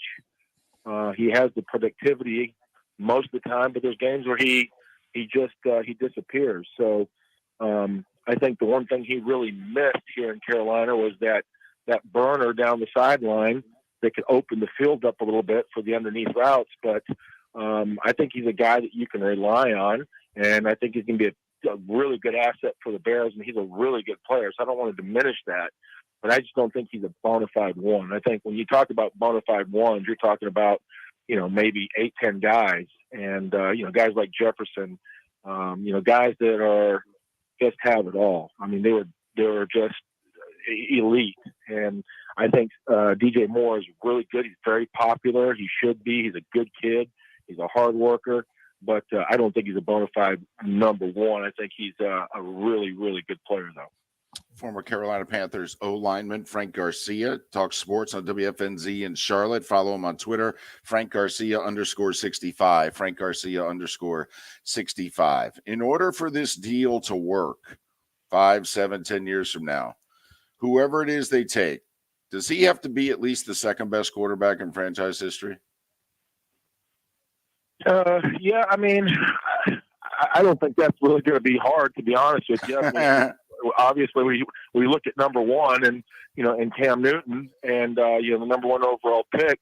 That's why you're drafting, that high and that position. I think it's going to be a pretty easy thing to accomplish. Doesn't mean that he's going to have the success that a guy like Jake Delhomme had with a great team around him, but he should be more talented and better because of where he's getting drafted. So yeah, I expect him to be, as at least good as Cam, and hopefully better. They had a shot at winning that division last year. It's not a very good division. Do you think with the right quarterback that this can be a team that can challenge for what's going to be a pretty weak NFC South? Yeah, I do. I think that there's a lot of pieces in place here that exist. That when you build a house, you have to start with foundation, and I think the foundation somewhat exists. And I think they did a really good job of kind of rehiring the offensive line coach. I think they have a talented enough offensive line to win games. I think they need another pass rusher on defense, but the foundation is there with the lines, offensive, defensive line, as we saw in the Super Bowl. When you look at the Chiefs and you look at the Eagles, that's where they were the strongest. It's up front, and I think that if you're going to be a consistent team that's going to have any type of run, then that's where you need to start. But then you need the star pieces in place, and that's where you bring in, the bells and the whistles with the receivers and the guys that get after it, and some of the cornerbacks. But you have to have a superstar quarterback to win in this league anymore, and I think that's what they're looking at, and I think they understand that this is an analytics type of league, and you got to have some guys that can make plays, and a leader that is going to make guys around you better, and you have to have drafted him because you're not going to buy guys. And I know that a lot of people wanted Lamar Jackson. I know Panthers had talked maybe, with a little bit of interest there, but there's not many teams that were competing towards the end of the season that were buying their players. You have to build them, and I think that's what the Panthers understand, and they're going to go get their building block. Frank, thanks for making time for us. We appreciate it. Hopefully we can talk again before the draft.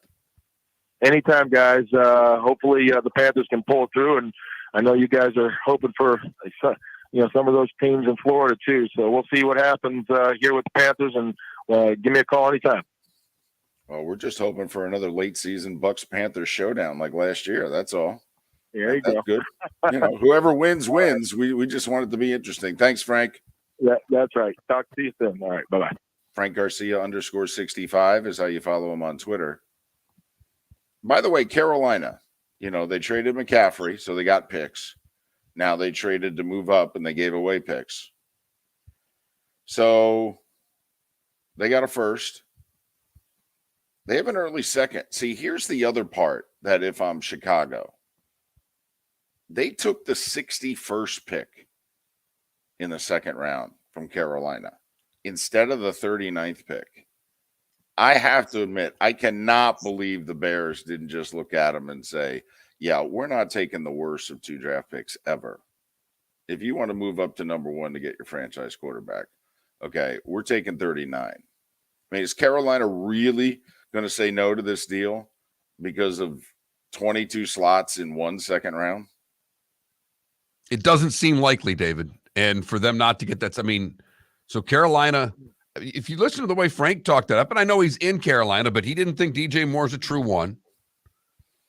Right. He thought he was a 2. Okay, that's fine. It's not like Chicago's got one of those. I mean, the young kid who was developing the second part of the year, maybe he could be, but he ain't one now. But he seemed, I think, overall like the trade for Carolina. And I think you do too. I'm all for a team going after. That's kind of our philosophy on the show. If you want your guy, go get him, particularly at the quarterback position. I actually think the Bears should have got more for making the deal as early as they made it. And they would have had leverage from potentially Houston wanting to move up, Indianapolis moving up, the Raiders moving up. If nothing else, I would have taken the better of the 2 second-round picks in this year's draft. Well, we'll offer you 61. No, we're giving me 39. Come on. So Carolina's got 2 of the top 40 picks in this year's draft. Then they got a late third. They got 2 fourths, and they got a 5th. It's not bad. Not at all. Of a roster defensively that's not awful. Actually pretty good on the defensive side of the ball. Yeah. Their offense was a mess. And I believe they've got some money to work with. Their quarterback's not going to cost them any money. He's going to be under a rookie deal. So just, it's not like they're paying Jimmy Garoppolo $30 million a year. That'll be somebody else's problem. Listen, I know we're all sick of the Aaron Rodgers story, but isn't there a part of you that wants him to say no to the Jets? Because that would just turn into the greatest grease fire we've seen in a long time. And it looks so unlikely. I mean, the Jets have cleared up all this cap space, so what is it? Today at noon, we start the legal tampering period. Right. It's my favorite time of the year, the legal tampering. Right. They haven't talked before today at noon at all. No. There's been no conversations with anybody about anything. But this afternoon after lunch, now for the first time, oh, thank goodness, I could pick up the phone and call Green Bay about Aaron Rodgers. Maybe we could work out a deal. And the Green Bay GM, when asked questions over the weekend or his last interview that he gave, do you see a situation in which Aaron Rodgers is your starting quarterback? Yeah, if something doesn't work out, I think was his answer. Right. Right. Yes. If my life can get worse, yes. Yes. It's possible, I guess. I'm praying every night. Desperately. And I know where you're at with that because it would be, but I want him in New York because I want to see after his first bad game. I want to see Aaron with the New York media having to deal with them. Well, the other thing that I want to see, I mean, in the AFC East, I mean, when New England's the worst team in the division, they won 8 games last year. They won 8 games in the AFC. That's not Washington winning 8 games in the NFC. AFC Beast? I mean, damn, that division will be tough. And it's difficult to imagine that anybody's going to have really good seeding coming out of the AFC East. You got to figure the division champ will probably be like a 3 seed, maybe even a 4. That they're just all going to, if Aaron Rodgers ends up there, they're all going to beat each other up. Very well could be. And then it becomes a difference of who's crossover. I mean, then you put really, Buffalo's going to have to play all the crossover ones. It'll be tougher for them. Well, they haven't won a road playoff game in over 30 years.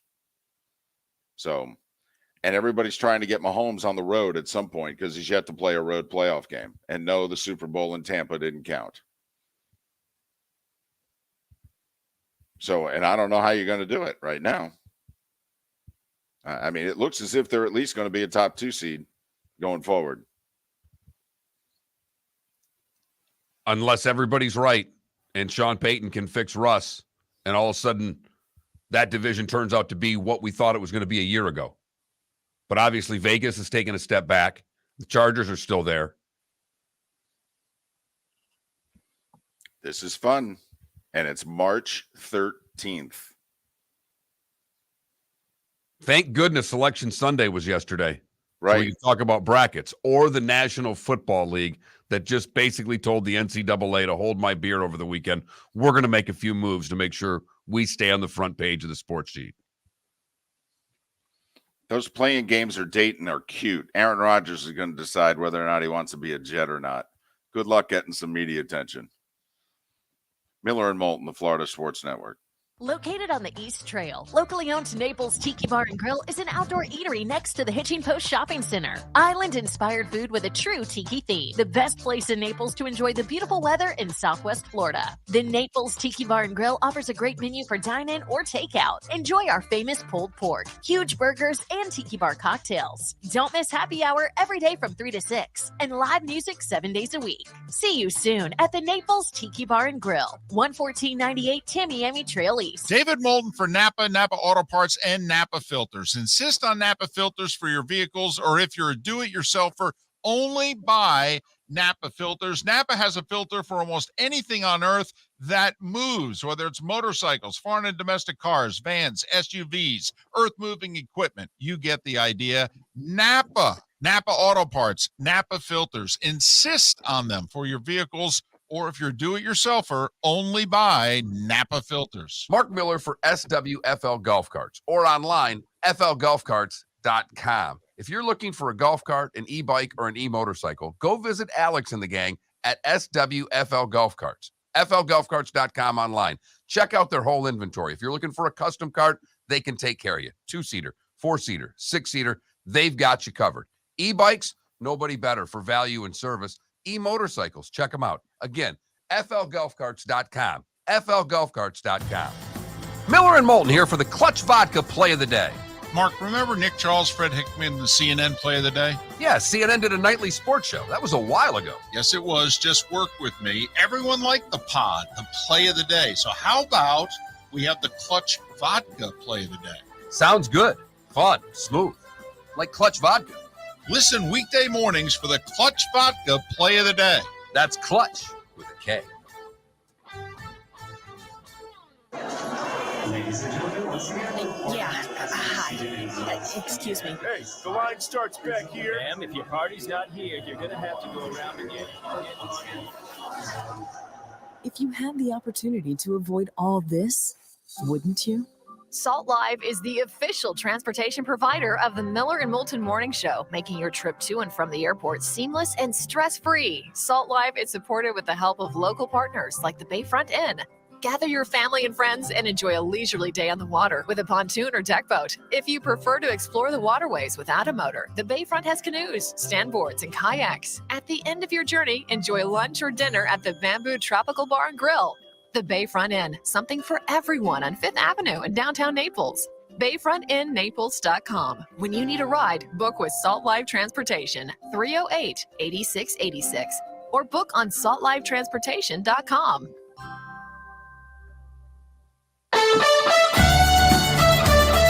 You were listening to Miller and Moulton on the Florida Sports Network.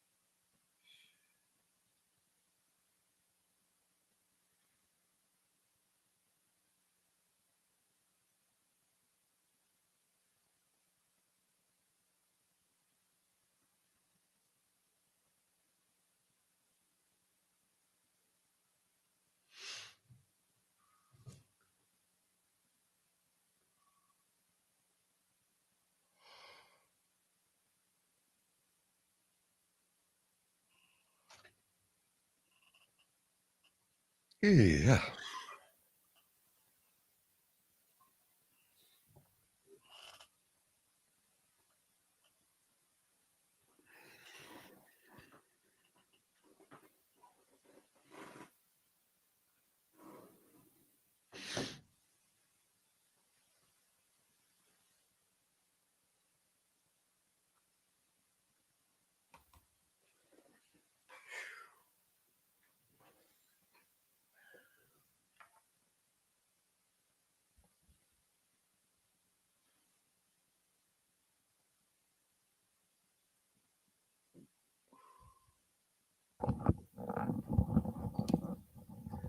Jiff, it was not tampering because they gave them permission.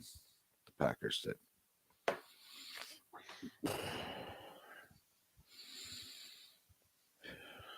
Shit.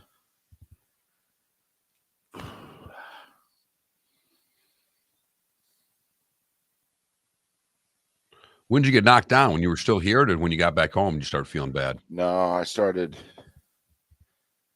the drive Friday. it was a 7-hour drive with traffic, and I didn't feel great. Saturday night, I started to feel a little something in the chest and throat.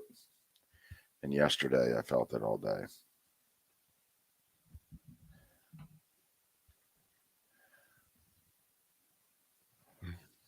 Walking into this building can do those things to you. Jeez.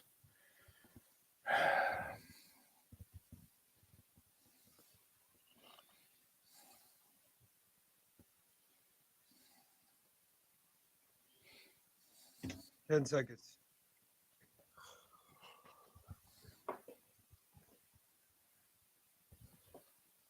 Here we go.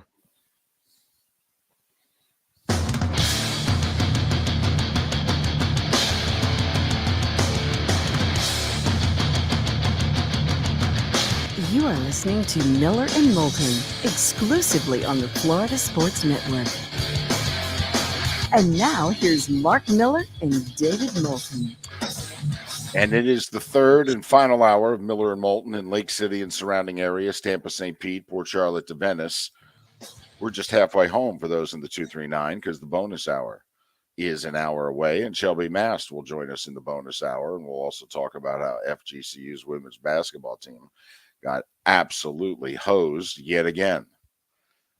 I think they need to go public. Absolutely. Every day I'd be going public. Calling the national media, I'd be making a scene about this. It's not getting better.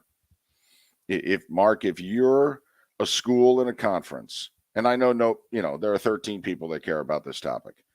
Okay, but if you represent a school in a conference that is constantly getting screwed by the committee, at some point, don't you have to draw the line in the sand and say, you know what, enough's enough. You guys are incompetent. You're screwing us.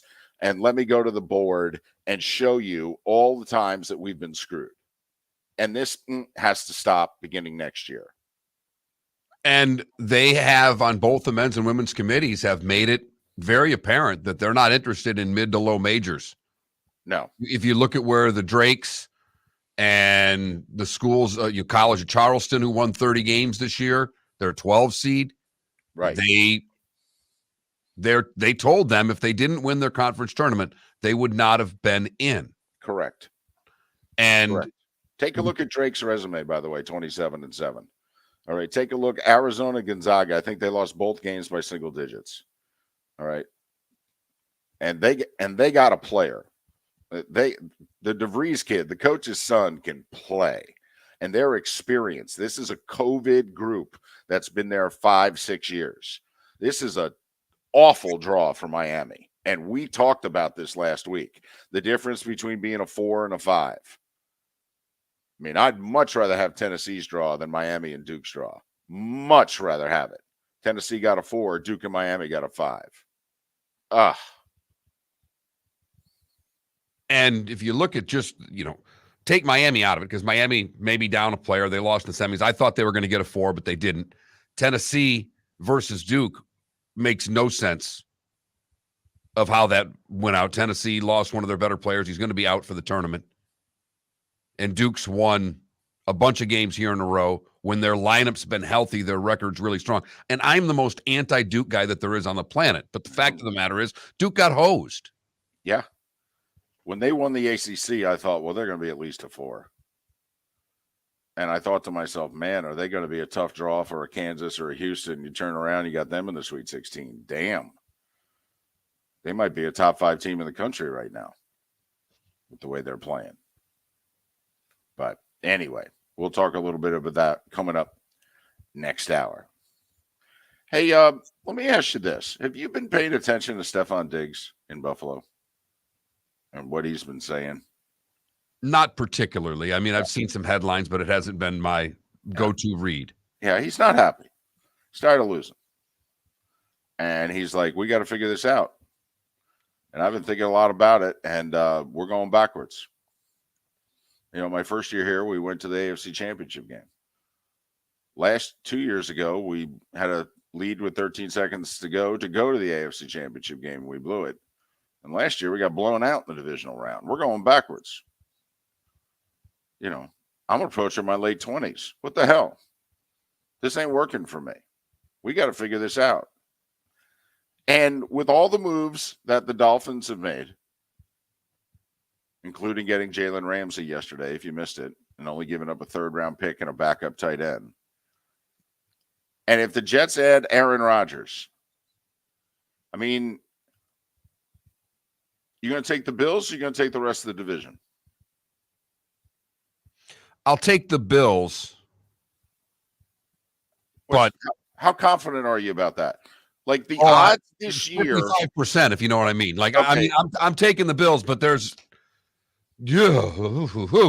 like this year, a year ago at this time, you felt what, 80, 85, 90% taking the Bills? 90% easily. Okay. I mean, I had the Bills going to the Super Bowl. And now here we are a year later. Now, you know, they're moving around. They're making a change at defensive coordinator. They're freeing up some money. They clearly have a plan. And I think they have to upgrade the offensive line. I think that's readily apparent. But that's me. And quite frankly, all those young defensive linemen have not come through. Sorry.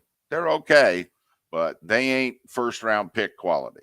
They've got nothing elite out of all the play. Oliver and the like that they were expecting big things out of. They've not been able to get those. Now, they're still young. I mean, maybe this is the year, and who knows, Mark. If Von Miller had stayed healthy, maybe last year plays out completely differently. I mean, we'll never know. But between Von Miller on Thanksgiving and DeMar Hamlin in early December in Cincinnati, you know, remember when that game was being played, the Bills, if they won out, were the one. Kansas City and Cincinnati were going to face each other in the second round. The winner goes to Buffalo. So, you know, the Bills were right there. And the Von Miller acquisition was excellent. It was working. It was doing exactly what they wanted it to do. He was having to get a double team, and it made some of the other guys better, and they were getting pressure on the passer, and it was working. They don't need a lot of pressure because with Josh Allen and company, they score points. But, I mean, Mark, think about it entering 2023. If we're talking about all in, let's assume Rodgers ends up with the Jets. Scale of 1 to 10, 10 being, holy blank, are they all in? Rank the Bills, Dolphins, and Jets on the all-in scale at the beginning of next year. Well, the Jets, if they get Rodgers, are at a 10 all in. Okay. You don't make that move. Miami, with what they've done, no worse than an 8. I was going to say 9, but okay. Well, I said no worse than an 8. And the Bills right now are at a 5. I mean, so if you're Buffalo and if you're Diggs, you know, basically you're like, hey, we got to get better. We got to get better. We've tried to do this in-house and figure it out, and it ain't working. So, you know, I'm tired of the whole patience thing. Go get some dudes. Let's go. But the fact of the matter is they got the dude they wanted, and he got hurt. Mm-hmm. So I don't know how much they have to do because they're already in an all-in mode. But you bring Von Miller back, what's he, 33 next year? I mean, can you count on Von Miller in January at his age? Or if you're Buffalo, do you need a couple more dudes? Do you need a couple more dudes? Because let me tell you, the dudes in Kansas City, all right, when the you-know-what is up against it, they come through. And I just think, I mean, Diggs is not so quietly trying to say, listen, okay, we need to have the urgency of the Dolphins and the Jets. This ain't working for me, okay? This ain't working for me. I went to an NFC title game with the Vikings. You know, I mean, don't know what to tell you. And I wanted out of there because I didn't think we could win a Super Bowl. And I wanted to get paid. You might have that in the wrong order. Yeah, I might. But your point's valid. So that's, you know, I mean, if you're the Bills, how much pressure are you going to feel here in the next 48 hours? Let's just say Rodgers makes it official and he's going to the Jets. And let's be brutally honest, with the way that game played out in the playoffs, if Tua was healthy, who did you like to win that game, Dolphins or Bills? Yeah, I'll take the Dolphins. I mean, they nearly won with Skylar Thompson at quarterback, who should not take snaps in the league, and they nearly won. And their defensive coordinator had a horrible game. 3rd and 15, he's going with an all-out blitz, single coverage, and he's got Xavier Howard one-on-one on Stephon Diggs, and Howard can't run. I mean, truly asinine coaching. Led directly to a touchdown in a one-score game. Partly the reason they have a new defensive coordinator right now. So just curious. I know it's very anti-Buffalo. This is not how a Bill acts. You don't criticize management. You don't speak out. You know, Jim Kelly, Bruce Smith, Thurman Thomas, Steve Tasker, Andre Reed, those guys were loyal soldiers.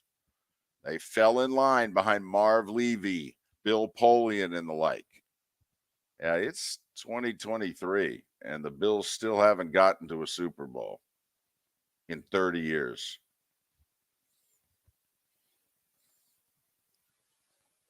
I'd be curious where their odds are to win the division when this all settles. They'll still be the favorite.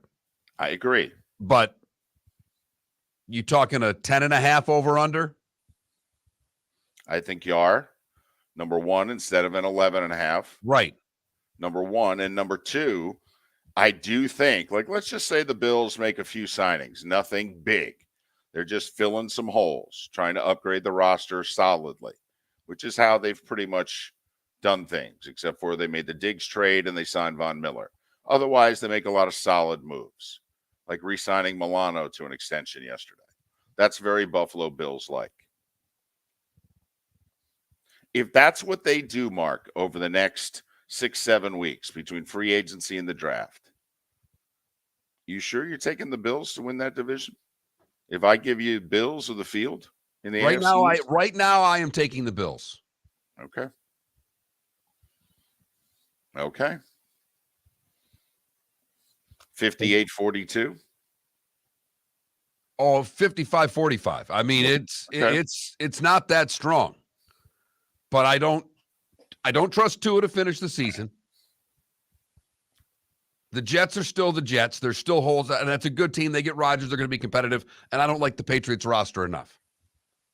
Fair so enough. I still think the Bills are the best team in that division, no matter what happens. By the way, just throwing it out there, Josh Allen's yet to get hurt. With all the running around and all the hits he takes. You know, Lamar Jackson went 3.5 years without getting hurt, too. Eventually, you run around long enough, you get hit, you get hurt. I'd love to see them be able to run the ball with someone not named Josh Allen if I were the Buffalo Bills. But I just wonder how much has Miami and the Jets closed the gap, a gap that we thought was one of the biggest in the league in a very short period of time. And both of them look like they have quarterbacks. One, the KG vet, two, the young guy coming back from an injury-riddled season, that if Tua can play, it changes everything for Miami with the weapons they have now on both sides of the ball. Miller and Moulton. We'll talk to Chris Perkins about it in 25 minutes right here on the Florida Sports Network. David Moulton for Napa Auto Parts, and Napa Filters. Insist on Napa Filters for your vehicles, or if you're a do-it-yourselfer, only buy Napa Filters. Napa has a filter for almost anything on earth that moves, whether it's motorcycles, foreign and domestic cars, vans, SUVs, earth-moving equipment. You get the idea. Napa Auto Parts, Napa Filters. Insist on them for your vehicles, or if you're do-it-yourselfer, only buy Napa Filters. Mark Miller for SWFL Golf Carts, or online, flgolfcarts.com. If you're looking for a golf cart, an e-bike, or an e-motorcycle, go visit Alex and the gang at SWFL Golf Carts. flgolfcarts.com online. Check out their whole inventory. If you're looking for a custom cart, they can take care of you. 2-seater, 4-seater, 6-seater, they've got you covered. E-bikes, nobody better for value and service. E-motorcycles, check them out. Again, flgolfcarts.com. flgolfcarts.com. Ladies and gentlemen, Hi. Excuse me. Hey, the line starts back here. Ma'am, if your party's not here, you're gonna have to go around again. If you had the opportunity to avoid all this Wouldn't you? Salt Live is the official transportation provider of the Miller and Moulton Morning Show, making your trip to and from the airport seamless and stress-free. Salt Live is supported with the help of local partners like the Bayfront Inn.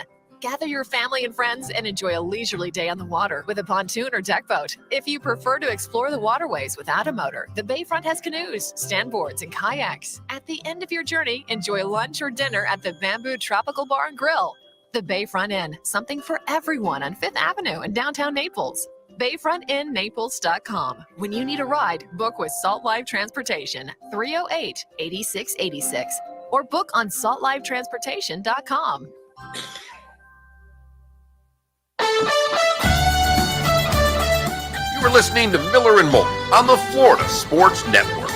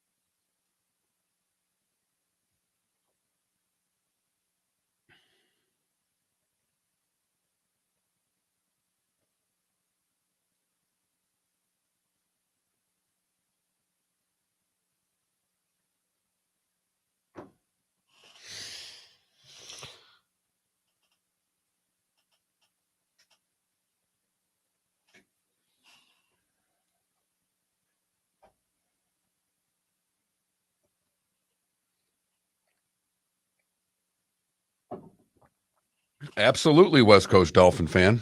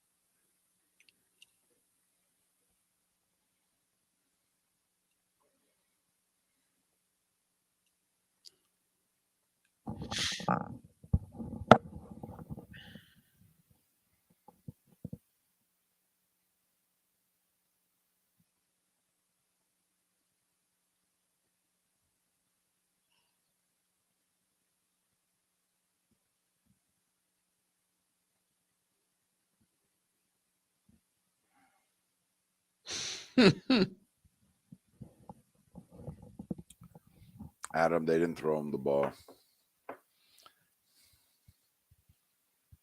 He was begging them to throw him the ball.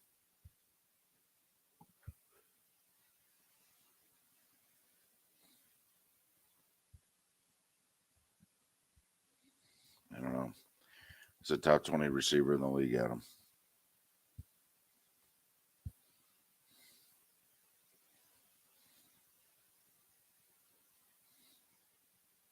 He was open.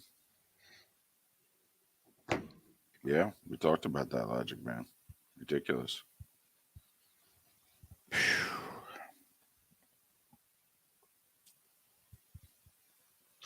David, my handicap dropped 1.6 over the weekend. That's what happens when you shoot a 73 in a tournament. Whoa. Oh, I thought it was 74, but I guess it was 73.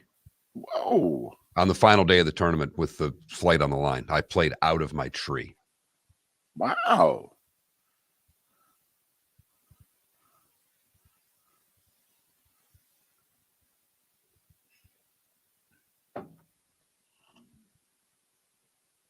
That's going to leave a mark. That stays on there for a year. Yeah, really. 10 seconds. That's going to cost you money. Thank God I made some of the tournament.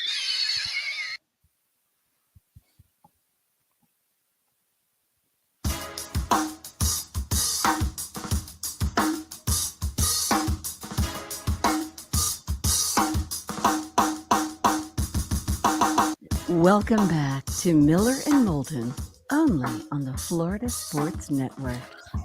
21 minutes past the hour. Chris Perkins of the Sun Sentinel will join us next hour. Actually, next segment. I'm a little under the weather today. I appreciate you all putting up with a whole bunch of mistakes. I'm getting names wrong. All right. I mean, I'm fortunate I, remember Miller and Moulton on the Florida Sports Network today. Honestly. So appreciate you putting up with me today. Hey, you said something during the break. I need to talk about this. You and I have never played poker together. No. Well, that's not true. We got didn't we get at a final table once together? Yeah, I think we were down to 2 tables, but you and I were at the same table at the Naples-Fort Myers Greyhound track. Yeah, when we used to play poker once a month, we were both, semifinalists, finalists. So, okay, but, I don't ever remember you and I going head-to-head for a pot. Nope, never. So, I don't know if you're, you got a good poker face or not. I really don't. But I do know this. You are brutally honest about your golf game. Brutally. Okay? You write down the accurate score. If it sucks, it sucks. If it's good, it's good. All right? And 3 weeks ago, you were playing great. And 10 days ago, you apparently wanted to quit. That sounds relatively accurate. And so this member guest started Thursday of last week. And let's be honest, you had no idea if you were Tom Hoagie from North Dakota there and you were booking flights home late Friday because you're opening with, 78 at the Players and you ain't going to be around. And then next thing you know, you're shooting 62, 69 on the weekend after a 68 on Friday and you're finishing second and making about $2.5 million. And it sounds like you began this member guest thinking you were going to be Tom Hoagie on Thursday and ended up being Tom Hoagie on Friday, Saturday, and Sunday. Friday, Saturday, because it was done on Saturday. But I think I played the best round of golf I've ever played in my life on the final day. Wow. Money day, right? Correct. Man. We were in first place in our flight heading into the last day, and I shot one over for the day, I think. Holy blank. What are you, like a 12? I'm a 10.5 something. Well, I was a 10.5 because it just dropped dramatically because those tournament rounds have a little added weight. Yeah, you're an 8 something now, aren't you? Yeah, that 73 is going to play a little bit for a while. So yeah, that's going to cost you a lot of money for the rest of this year. It's really I better keep the game up because everything that I made over the weekend is going to be given back over the course of the next few months. Before all these guys head north for the summer. Might as well just put that in an envelope and keep it in your bag. That's pretty. You're going to need that. So now, can I ask a question? Yes. I mean, we joke we're not celebrities, although technically by the letter of the law, we do qualify as we're public people, like in terms of rules that people could do to us and say about us and what have you. We technically fall under the category of being public people. You can treat us differently than you can treat a lot of other people and not necessarily as well. So, but then, we also have a couple of advantages if we need it. But how much grief do you get? Because I'm guessing most people at the club know you do a sports radio show. I mean, my group of friends do. Most people have an idea of what I do for a living, but Right. yeah. So, I mean, you're not a celebrity, but you're pseudo one.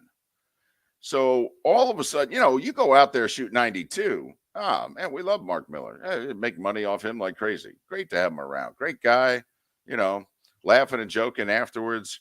He'll even buy rounds after he gets his butt kicked. He's great. You go out there, break 80 a couple times, and a member guest when you're a 10-11 handicap. You blankety, blankety, blankety, blank. And not only that, I hate his show. I think the only thing I got away with is that when I played well, I played against people that I knew that I play with all the time who were like, holy blank, Miller's playing out of his tree. If I would have been playing against people who I didn't know, right, I think I could have gotten a lot more grief for the way I played on Saturday. But literally, the two people I played with are two of my better friends at the club, and they were both just impressed with the fact that I was playing so well. Right. So they knew you were having an out-of-body experience. Correct. Okay, that's good. They still probably at some point, though, as you kept beating them, kept saying something to the effect of, I really don't like your guys' show. Well, the one guy in particular, that there are two matches on Saturday, and the second match, I've beaten him 2 years in a row to win the flight with two different partners. One last year, I brought in an A-list player, former professional hockey player, really big guy, hits the ball a ton. This year, I brought in a guy, and I'm not joking. He says he's 5'2". If he's 5'2", I'm 6'4".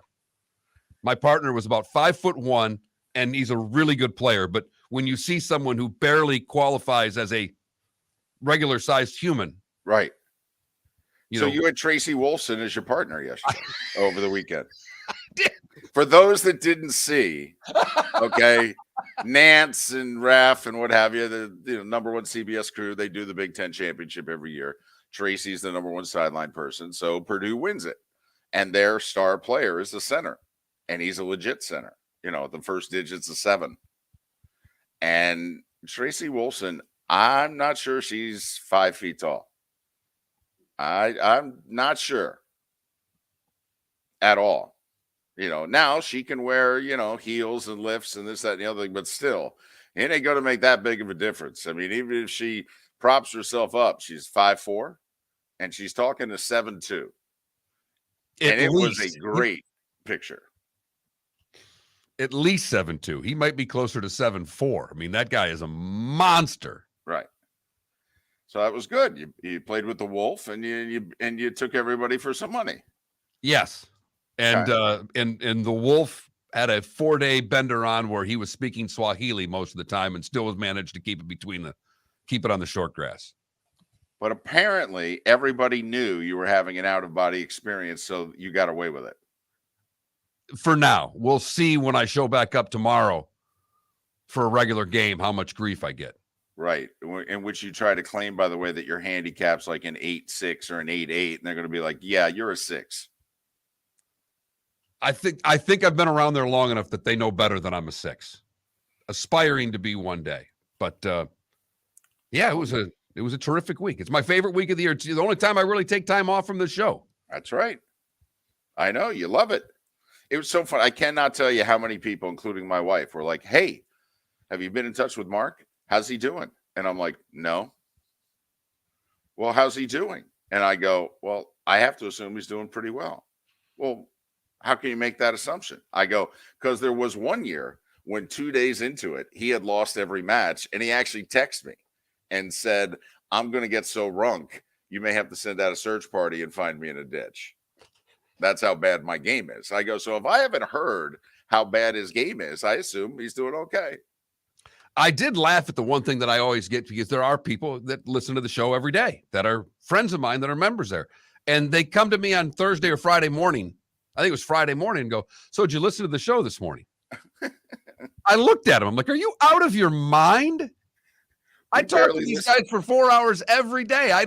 2 days off, I'm good, because apparently Felipe was threatening to show up and heckle. Well, he did not fall asleep either day. All right. Baby steps. He did not fall asleep either day. That's hysterical. Did you listen to the show? I'm surprised you didn't look right at him and go, "I barely listen to him when I do the show with him." It's just like another day listening to the starting five to me. What's he gonna talking say. about over there? I don't listen to his starting five, and he doesn't listen to my good, bad, and ugly. What's on tap? And today was the day when. It's how we roll on Miller and Moulton, for crying out loud. You know, the other 3 hours, come see, come saw. Already working it up for National Nap Day today. Trying to Is figure it out what time. really? The day after daylight savings time kicks in is always National Nap Day. This daylight savings is ridiculous. Can we Should just be all year. This should just be this way all the time. Yeah. Make your mind up already. Yeah, One or the other. Miller or Moulton. Daylight savings time, no daylight savings time. Either way, it's going to be on the Florida Sports Network. David Moulton for Napa Auto Parts, and Napa Filters. Insist on Napa filters for your vehicles, or if you're a do-it-yourselfer, only buy Napa filters. Napa has a filter for almost anything on earth that moves, whether it's motorcycles, foreign and domestic cars, vans, SUVs, earth-moving equipment. You get the idea. Napa Auto Parts, Napa filters. Insist on them for your vehicles, or if you're do-it-yourselfer, only buy Napa filters. Mark Miller for SWFL Golf Carts, or online, flgolfcarts.com. If you're looking for a golf cart, an e-bike, or an e-motorcycle, go visit Alex and the gang at SWFL Golf Carts. flgolfcarts.com online. Check out their whole inventory. If you're looking for a custom cart, they can take care of you. 2-seater, 4-seater, 6-seater, they've got you covered. E-bikes, nobody better for value and service. E-motorcycles, check them out. Again, flgolfcarts.com. flgolfcarts.com. Ladies and gentlemen, once again. Hi. Excuse me. Hey, the line starts back here. Ma'am, if your party's not here, you're gonna have to go around again. If you had the opportunity to avoid all this, wouldn't you? Salt Live is the official transportation provider of the Miller and Moulton Morning Show, making your trip to and from the airport seamless and stress-free. Salt Live is supported with the help of local partners like the Bayfront Inn. Gather your family and friends and enjoy a leisurely day on the water with a pontoon or deck boat. If you prefer to explore the waterways without a motor, the Bayfront has canoes, standboards, and kayaks. At the end of your journey, enjoy lunch or dinner at the Bamboo Tropical Bar and Grill. The Bayfront Inn, something for everyone on 5th Avenue in downtown Naples. BayfrontInNaples.com. When you need a ride, book with Salt Live Transportation, 308-8686, or book on saltlivetransportation.com.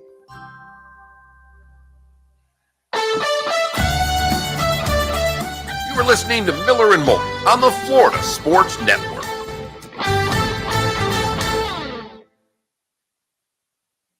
So, Mark, essentially it's about this woman, this Asian American woman who runs a laundromat, who somehow manages to tap into alternate versions of herself throughout multiple dimensions of like history, time and space, whatever. Gotcha. And the essential, it's action packed, it's funny, it's serious, it's heartbreaking, it's heartwarming. The theme of it really is that nothing matters in life. So just live it. Gotcha. Nothing matters. It's kind of been my philosophy anyhow. And you'd love it. It's a great watch. Fantastic movie. One of the best movies I've ever seen in my entire life. Wow. And I'm not saying that lightly. I mean that.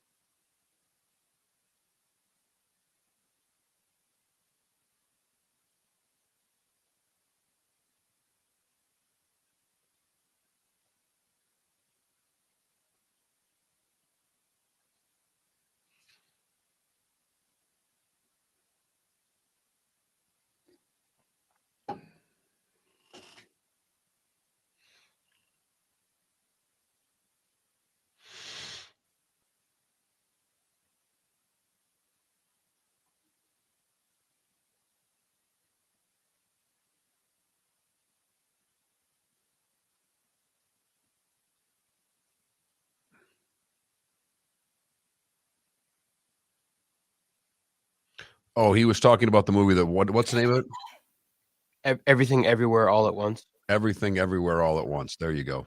The one that won Best Picture.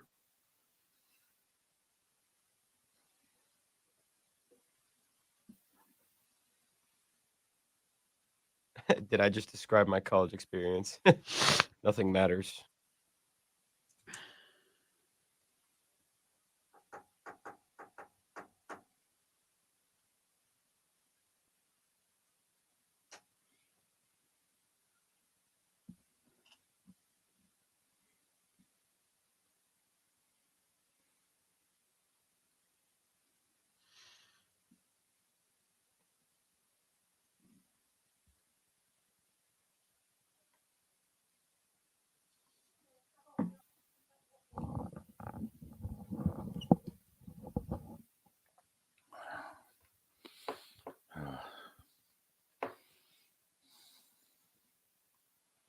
Four more segments.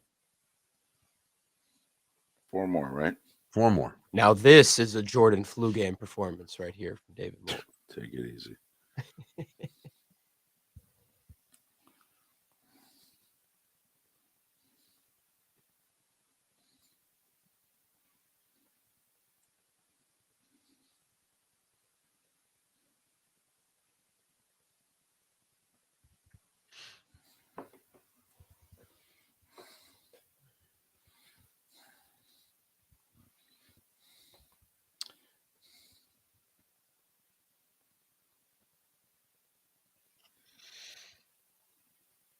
Call him now.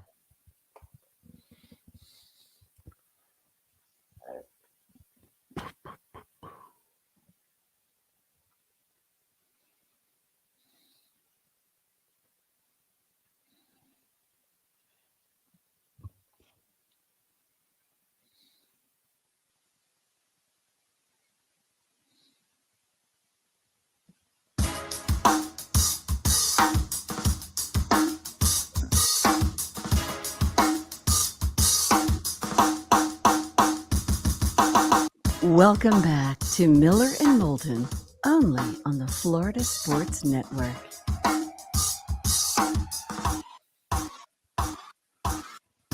Twenty-two minutes before the hour, Miller and Moulton, Florida Sports Network, floridasportsnetwork.com. Shelby Mast will join us next hour. He got 67 of the 68.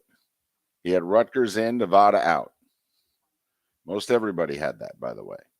We'll say, Mark, for you and I who want the mid-majors to get the benefit of the doubt, okay, you know, a mid-major in the Mountain West getting a bid over a 19 for the Big Ten, you and I can't complain about it.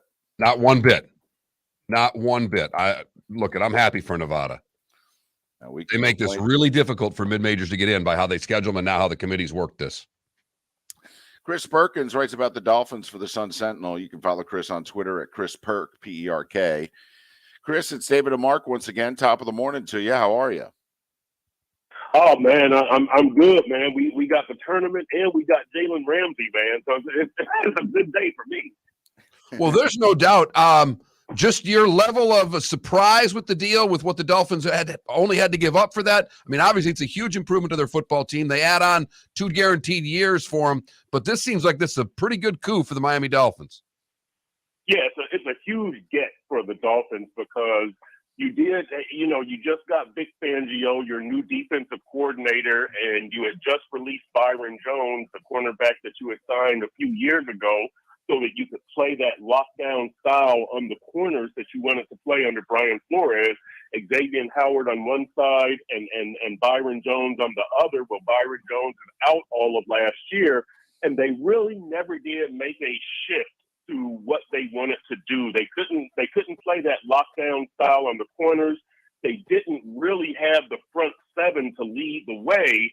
So now you shift into this season, and last season they get edge rusher Bradley Chubb, so that helps with that front seven style. But now you go into this season and you do have Bradley Chubb and Jalen Phillips as your edge rushers, and then you've got them backed up by Jalen Ramsey and Xavier Howard.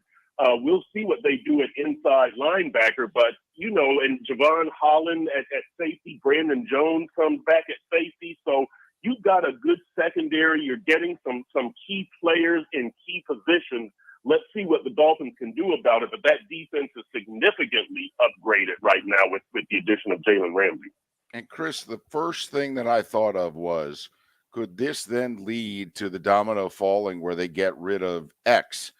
But his cap hit this year is only like 10 million. It's beginning next year that his cap hits, well over 20 million for like 3 years in a row. So really, there's no reason that they have to get rid of Howard. I mean, they're going to have Ramsey and Howard as their corners this year. Yeah, 100%. And that's the plan. Look, the way that I'm looking at the Dolphins, and I've written this numerous times, they have a 2-year window, this year and next year, to get it done, because you do have Tua's health. You do have contracts that are going to start to cost you money. Not only, you're already paying Xavier Howard and Bradley Chubb and Tyreek Hill and Teron Armstead, but the guys such as the young guys, Jalen Phillips at edge rusher and Robert Hunt at guard and Javon Holland and Brandon Jones at safety, all these contracts are going to start coming up. These guys are going to want money.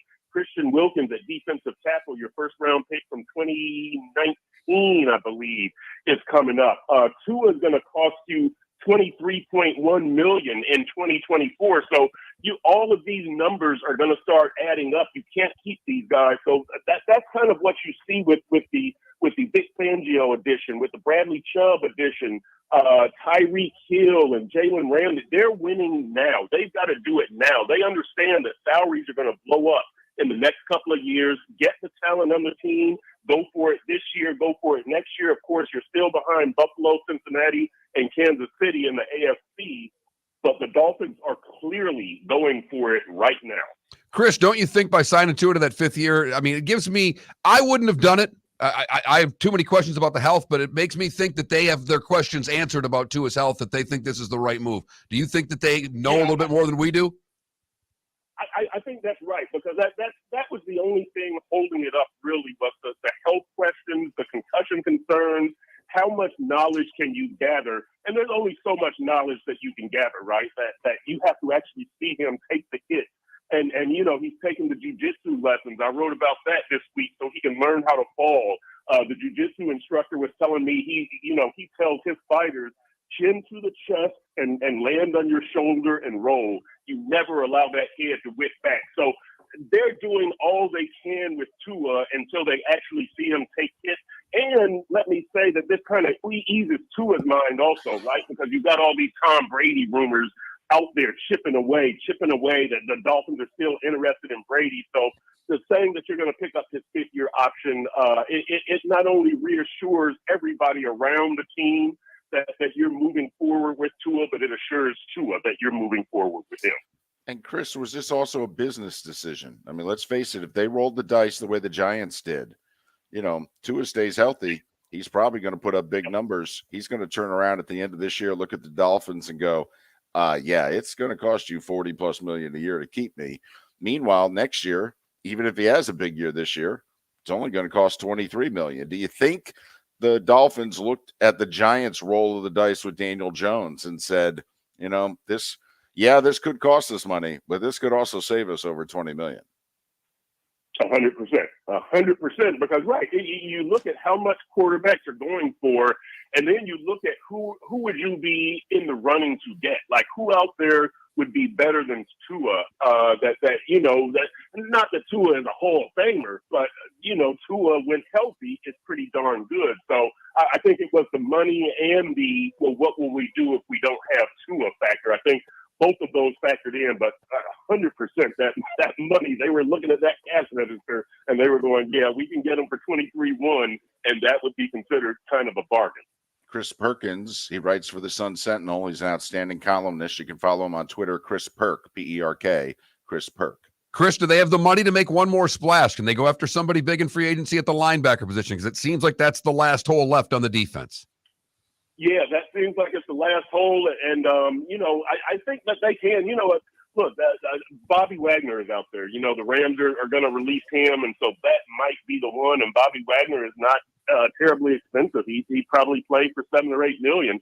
So, you could scrape up the money to get one more major move and still be able to do the Christian Wilkins extension and pay your draft picks and all that kind of stuff. That's what the restructuring of Teron Armstead, Tyreek Hill, and Bradley Chubb was all about, so that you could have the money to, go after one mid-sized free agent. I don't think it's going to be a huge, Tremaine Edmonds cost or Mike McGlinchey. Tremaine Edmonds, the inside linebacker from Buffalo, Mike McGlinchey, the right tackle from San Francisco. Both of those are probably 10, 12 million a year, but 7 or 8 million a year. And if Bobby Wagner would do it, that would be a major move and a major upgrade. Chris, the Dolphins are down to just 4 draft picks, a 2, a 3, a 6, and a 7. Let's just say they go and they sign the linebacker, whether it's Wagner or somebody else in free agency. Don't you think with the 2nd and 3rd round picks on Friday that one's an interior lineman and the other's a tight end? Interior, you know what? Running back could still be out there for them, depending on what they do with Mostert and Jeff Wilson. Let's see. I don't know if they would, tight end, interior lineman probably, or let's see what they do at right tackle. At right tackle, I would say yes. Let's say yes. I would think those are 2 good guesses, depending on what else happens. At right tackle, Austin Jackson will come back and get a chance to be the starter, but you could just bring Brandon Shell back as your 5th offensive lineman, and that would be a good backup. If you don't bring Brandon Shell back, you probably have to draft a right tackle or an offensive tackle. So that would be the thing there. And Liam Eichenberg there at left guard. You've got Robert Jones as the backup who could contend there. Tight end, I would say probably would be your better, because I don't see them. They could get somebody in free agency, but those would be the 3 spots. I would say either guard, tackle, or tight end would be your 2nd and 3rd round pick. That's what I would say. Chris, if the Canes go out in the 1st round, you can blame Miller and Moulton. I know that, 9 people who read you can blame us, but 3 weeks ago, we said they were a sleeper Final Four team, and 2 days later, they blew the 25-point lead against the Knolls, and now they lost one of their best players, and we think they have maybe the toughest 5-12 matchup. Yep. And that 5-12 is that's always where you look, for that upset, because it's going to be a good team from a major conference against a good team from another, a smaller conference, maybe a conference champ or something like that. A team that's probably had a bunch of 4th and 5th year seniors, a bunch of maybe even 6th-year seniors with COVID. I agree with you. The Canes have got to tread very lightly. Listen, I love Jim Larinaga. 2nd best coach in this area. Eric Spoelstra is the 1st, and Larinaga, who was on the list for the Hall of Fame this year, didn't make it to the finalists. To me, he's the clear 2nd best coach in this area. So I do trust Jim Larinaga more than I trust the players. So I am going to pick the Canes. I haven't done my bracket. I'm picking them to. I think I'm going to pick them to the Sweet 16. I know that Houston is in their way, right? I believe that Houston. Yeah. So I haven't really looked at the bracket yet, but I do trust Jim Larinaga. So I'm going to say the Canes get out of that 1st round and make some kind of a run. He's Chris Perkins, outstanding columnist for the Sun Sentinel. Follow him on Twitter, Chris Perk, Perk. Chris, thanks for over the years agreeing to do this. We appreciate your time this morning. Hopefully we'll talk before the draft. Oh, yeah, I'm sure we will. Call me anytime, guys, anytime. We'll talk later. Chris Perkins, kind enough to join us once again here on Miller and Moulton. Well, he's obviously fired up for what the Dolphins have done and think there's still some work to be done. But limited draft picks for Miami, just 4 picks as we mentioned. They've got Tua locked in for the 5th year. They've got their defensive backfield set. They have their defensive front set. They need a linebacker. And as Chris said, what are they going to do with their running backs that are coming up for free agency? Everybody's going to look at the 5-12s. Can I just throw this out there? And obviously, you and I remember 10 years ago, FGCU, a.k.a. Dunk City, is a 15, winning 2 games and going to the Sweet 16. But you do know a 15 seed each of the last 2 years has gone to the Sweet 16. Right. In fact, last year they went to the Elite Eight. And since we didn't have a tournament in 2020, that means in the last 9 NCAA tournaments, 3 15s have gone to the Sweet 16 out of the last 9. Now, of course, you look at these matchups and you're like, come on, no way. Arizona's got Princeton. Texas is Colgate. Colgate's good. Yeah, so's Texas. They are. I'll grant you that.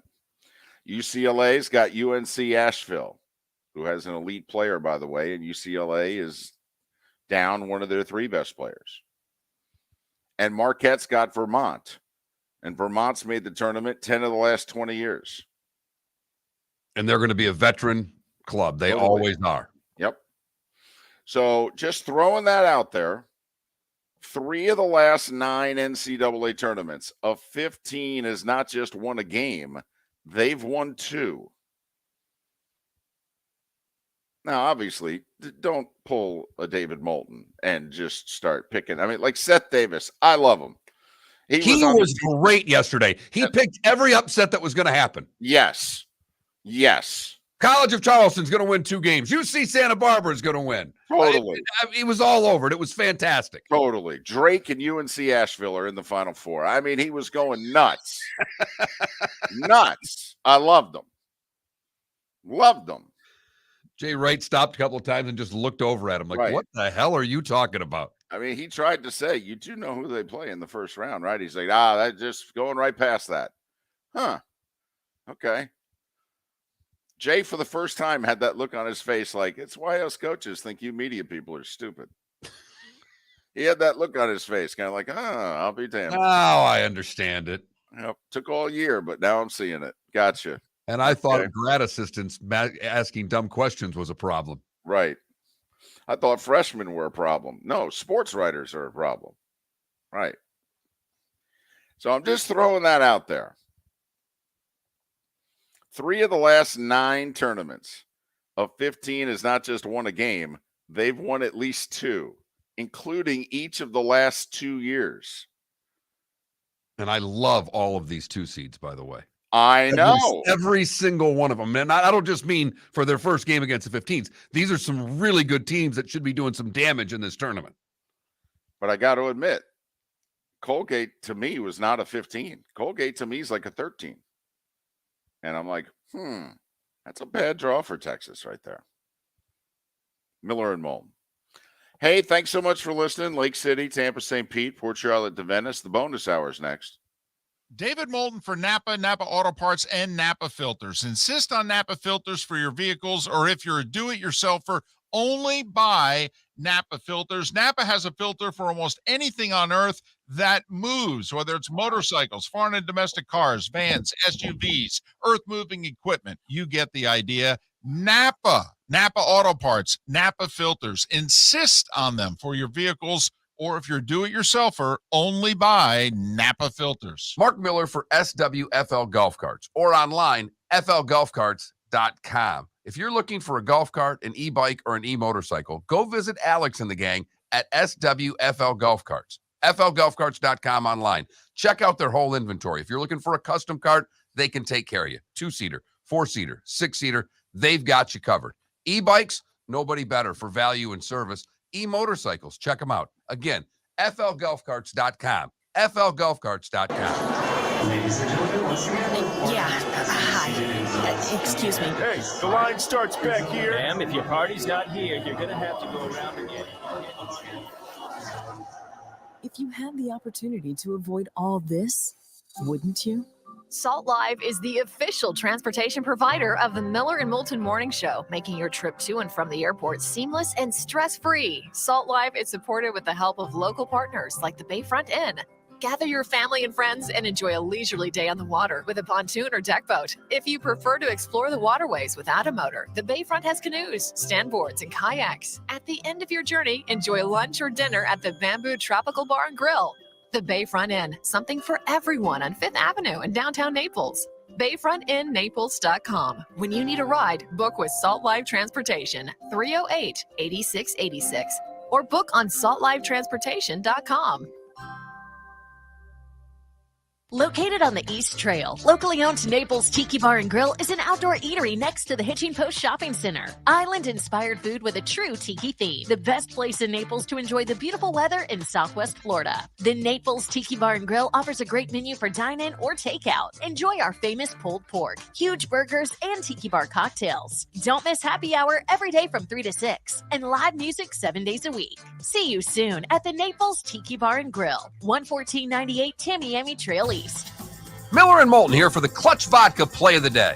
Mark, remember Nick Charles, Fred Hickman, the CNN Play of the Day? Yeah, CNN did a nightly sports show. That was a while ago. Yes, it was. Just work with me. Everyone liked the pod, the Play of the Day. So how about we have the Clutch Vodka Play of the Day? Sounds good. Fun. Smooth. Like Clutch Vodka. Listen weekday mornings for the Clutch Vodka Play of the Day. That's Clutch with a K.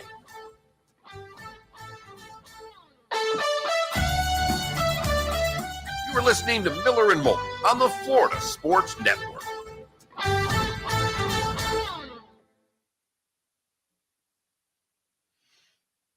And you screwed up my whole computer over here. Now I'm signed into your account. Don't know what you were doing messing with my stuff. Well, log out. Well, I wasn't ready for that this morning when I was setting everything up. I don't change things. I leave everything the same. Makes my life easy. You weren't supposed to change anything. I'm not going to jinx it, but the show's going pretty well so far.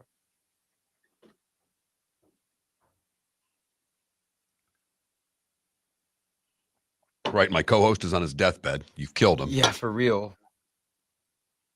Oh, Lord. I'm getting flashbacks of that moment where he was in New York in the hotel. God. That was not fun.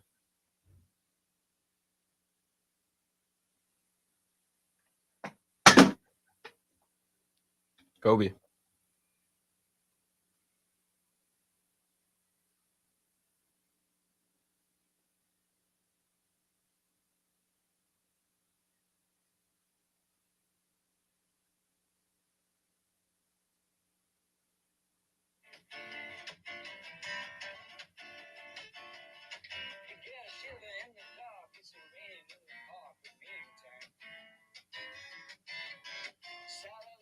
God dang.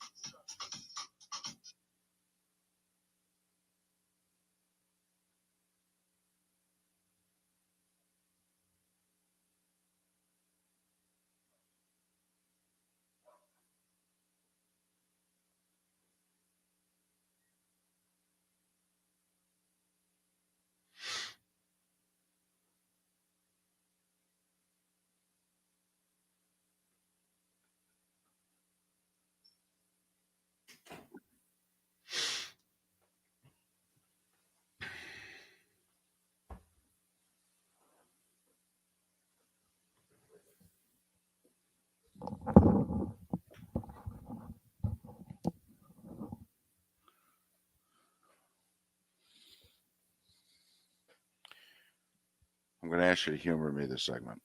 Okay. Because then the show will be done. Works for me. You got that last segment, right? Yep. Because I got nothing today. Is the only thing on today really just World Baseball Classic? 10 o'clock FS1. U.S. and Canada. By the way, they closed the roof in Miami. on Friday or Saturday. Had 20,000+ people at the game. It was an absolutely gorgeous day. I hate when they do that. We're coming back.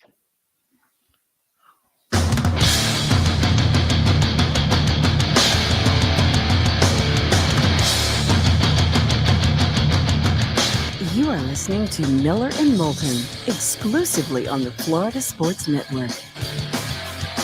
And now here's Mark Miller and David Moulton. It is the bonus hour of Miller and Moulton on this Monday. Thanks so much for being with us. The NCAA tournament is set. Both the men's and women's brackets are out. The play-in games begin as soon as tomorrow night. You know, the women have 68 now, too. They got play-in games. So, you know, we'll see if they actually have, you know, locker rooms and hotel rooms and facilities. And a weight room. Right. I mean, but, you know, they've got the games scheduled. Don't know if they have anything else. Don't you think that the women's tournament has to be set up in an unbelievable way for the players this year? I mean, they can't miss after what they did a year ago. Well, not only that, brand new NCAA president has been on the job 2 weeks. I mean, don't you think he says, if I get one complaint, I'm firing people. Make no difference to me. I don't know any of you. One complaint, people are getting fired, just so you know. All right. I'm being very serious here. You're the AD at FGCU. I work under you. I come in this morning. I probably would have come in last night after the women's brackets were released around 8:30. And FGCU got absolutely screwed again as a 12 seed. It's a joke. There's nothing about them that says a 12. Nothing except the size of the school and conference that they play in. Their net rating is 36. Do the math. That's a 9. They've lost one game since Christmas. And that was in overtime on the road against the team they beat in the conference final by 24. Everybody knows nobody will play them. Their other 2 losses this year were to Stanford, in which it was a 6-point game in the fourth quarter, and then they lost at home to Duke. Duke, I'll give them credit, scheduled a home and home with FGCU. FGCU beat them in Raleigh a couple years ago. Carol Lawson came back, honored the home and home, came in and beat them this year. Duke's a top 10, top 12 team. So their top 2 losses, 2 of their 3 losses are to top 12 teams. They have 32 wins. There's only one team in the country that has that many or more. It's South Carolina. Okay. So I'm coming to you and I'm saying, listen, I've had it. We keep getting screwed. We need to go public. We need to name names. We need to stop being polite about this. Stop making calls behind the scenes. Obviously, it's not working out. I could go through a 5-minute diatribe right now. The 2010 baseball team with Chris Sale, that was right on the bubble. But when you've got Chris Sale, it probably pushes you in. They got left out with 38 wins. But 40 is the magic number in college baseball, and they lost 2 out of 3 in the conference tournament. I can support what the committee did. I still thought they should have gotten with the last bids, but I can support it. All right. Mark, the women's basketball team in 2016 hadn't lost a game in 10 weeks. They were nationally ranked. They had a WNBA player on their roster. They choked away the conference final. All right. They got kept out of the tournament. It was a joke. It was an absolute joke. There wasn't a single metric that said they shouldn't have been in the tournament. And not only that, they beat a team on the road who was a 7 seed, and they beat them without the WNBA player and got no credit for it and didn't get an at-large. All right. A softball team in 2017 got absolutely screwed, in which literally they took 2 Power 5 teams who were behind them on the RPIs and moved them into the tournament and said to FGCU, I'm sorry, you're the first team out. The men's golf team 2 years ago, exact same thing. Golf is a very strict deal. They go by the numbers. If you're in, you're in. And if you're out, you're out. And FGCU was in by 2. Funny. At-larges got handed out, and the 2 teams right behind them both got at-larges, and FGCU was told they're the first team out.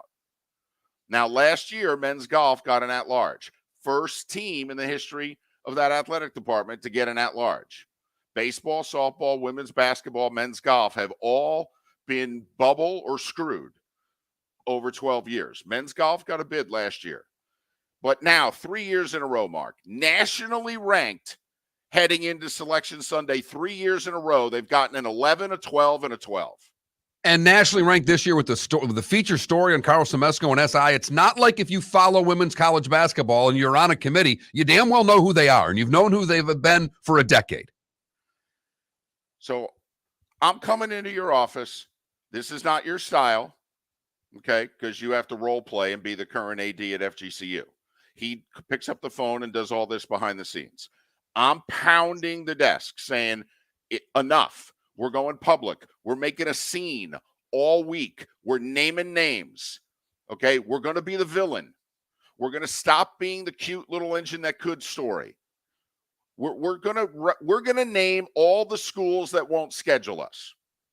Is that what you? By the way, I just want by naming names the teams that won't play you or committee members. I mean, because I don't know what naming names actually means in this case. Well, definitely starting with the schools that won't play them. I mean, nobody in state will play them. South Florida, UCF, Florida State, Miami, and the Gators will not play them. They have not had a game. UCF did a home and home against them like 7-8 years ago. The funny thing is UCF won the last game of the home and home in Alico Arena, stopped scheduling FGCU. None of the quote-unquote Big Five in the state will play FGCU. And the funny thing is for South Florida, they used to have UConn in their conference. They really should schedule FGCU because it's a top 50 net game. And they don't have many of them on the schedule. They really could use that game on their schedule to fortify their schedule. And Mark, of course, FGCU would love for one of those games to be at Alico. But I mean, if I'm UCF in South Florida and those other schools, I'll say, well, we'll play you, but you're coming here. We ain't never getting on a bus. Even if I got a 2-for-1, and I'm being 100% serious here, I'd sign up for a 2-for-1 all day. We've said the same things about UCF and USF football for years, trying to play big boys. And now I know UCF's now in a real conference, and they're going to get their big boys, and it's worked. But I would be doing anything I could to try to get more games. The fact of the matter is, I don't care what deal they give to UCF and South Florida. It doesn't look like they'll get those games. Well, and that's why, I mean, you could take a look, Mark. I don't believe they've had a game against any of those teams in the last 7 years. They had one against South Florida in a tournament that was a mistake because South Florida didn't know that they were playing FGCU in the tournament. Exactly. And Carl saw that and told the people running that tournament, do not tell Jose at South Florida that we're going to play them or else he'll leave the tournament. And sure enough, when the thing came out, South Florida freaked that they had to play FGCU on a neutral floor. By the way, you know who won? FGCU. I'm done. I'm serious. I'm done if I'm FGCU. I'm tired of playing nice. I mean, basically, this is the second year in a row. 30-plus wins, nationally ranked, a net RPI that says we are a tournament team even if we lost. But the committee came out again and said, oh, no, if you lost the final, you were out. Even Tim Reynolds, who follows college basketball really well, tweeted out, and this is why I actually think FGCU might take your approach a little bit more. Women's committee did an excellent job, except saying 44 to 47 teams are better than FGCU. A comical level of disrespect continues. I'm pretty sure that Ken Cavanaugh retweeted that. He's the AD at FGCU. I know, but that's playing nice. No. I'm going public. I'm sending stuff out. And when we show up in, where is it, Philadelphia? Because they're playing at Villanova. Oh, no. I'm creating a scene. And I'm sure Semesco doesn't want to do it. And I'm going to say, yeah, I don't know what to tell you. I'm your boss. The time has come. Our athletic department is getting screwed. And you're our best part of our department. And by the way, you know why I'm going to fight this fight now? Because I may need it for Dave Tillett's baseball team in 3 months, who, by the way, took 2 out of 3 at FAMU over the weekend. They just had an 8-game road trip and went 6-2. Strength of schedule, by the way, 4 for FGCU baseball. 4. Nationally ranked.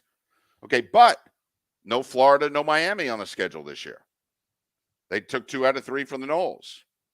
You know, FIU and FAU are probably tournament teams. They've got a bunch of games against them, but I mean, I'm sorry. I'm done being nice. if I'm FGCU. I'm absolutely done being nice. I don't care if the committee goes behind closed doors in the future and says the worst things about me and our school. Because it's not working this way. It's not working this way. What they're doing they now can't is not screw us working. any more than they are. Well, just use that as fuel for the tournament. Because the only way you can go public with that's this fine. is winning. You got to win. Win Here's 2 the games. problem, though, Felipe. Do you know this is actually working against FGCU?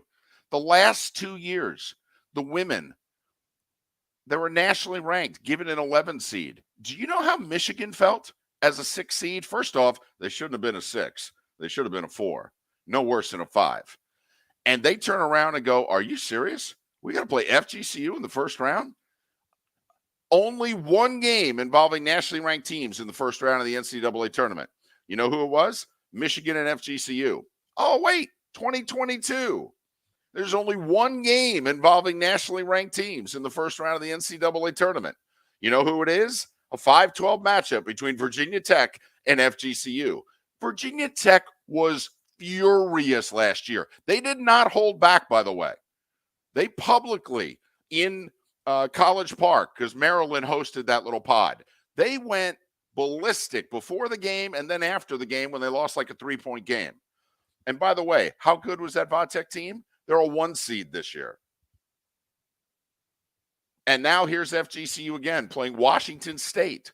Washington State's ranked in one poll just outside the top 25 in another. Congratulations, you're a 5 seed. You've got FGCU. I don't know who's getting screwed more, the Eagles or their opponents, to be honest with you. It's actually Washington State. And I'm not doing that to disrespect FGCU at all, because what they probably should be is an 8 or a 9. Yes. And then your reward for winning that game is you get a 1 seed. If they can win their first game, and it's a tough game, obviously, because you're playing a 5 seed, you're playing a team. What were they? Were they top of the Pac-12 or second in the Pac-12 this year? They were, I think, 3rd or 4th. I mean, Arizona and UCLA were really good. So they were, I think, they were better than USC, though. By the way, the committee, very sexy. Do you know who was an 8 seed? South Florida. You know who by net should have been a 9 seed? FGCU. Couldn't have made that a first-round matchup. Winner plays South Carolina. Come on. Everybody in the sport knows South Florida won't play them. Everyone in the sport. But David's ready to go scorched earth. I don't think it'll happen. I would love it to, but it's not the way. Yes. Okay. 100%. This is enough. Okay. Miller and Moulton. Shelby Mast to talk brackets coming up right here on the Florida Sports Network. David Moulton for Napa, Napa Auto Parts, and Napa Filters. Insist on Napa filters for your vehicles, or if you're a do-it-yourselfer, only buy Napa filters. Napa has a filter for almost anything on earth that moves, whether it's motorcycles, foreign and domestic cars, vans, SUVs, earth-moving equipment. You get the idea. Napa Auto Parts, Napa filters. Insist on them for your vehicles, or if you're do-it-yourselfer, only buy Napa filters. Mark Miller for SWFL Golf Carts, or online, flgolfcarts.com. If you're looking for a golf cart, an e-bike, or an e-motorcycle, go visit Alex and the gang at SWFL Golf Carts. flgolfcarts.com online. Check out their whole inventory. If you're looking for a custom cart, they can take care of you. 2-seater, 4-seater, 6-seater, they've got you covered. E-bikes, nobody better for value and service.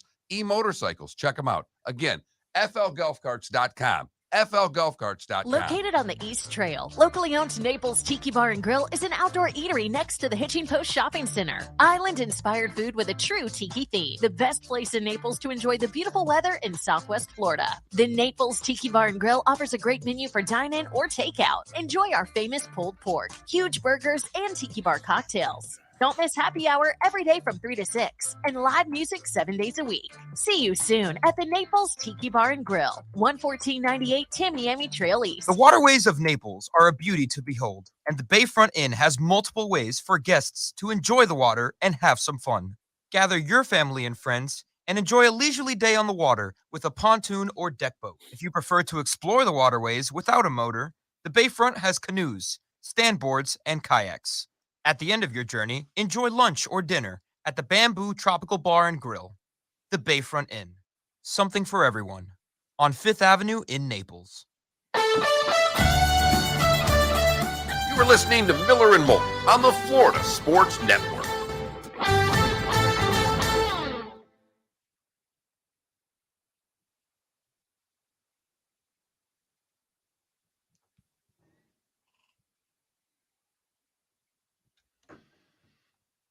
I'm having people text me about how much they love that segment. People agree. The people agree. Oh, there we go.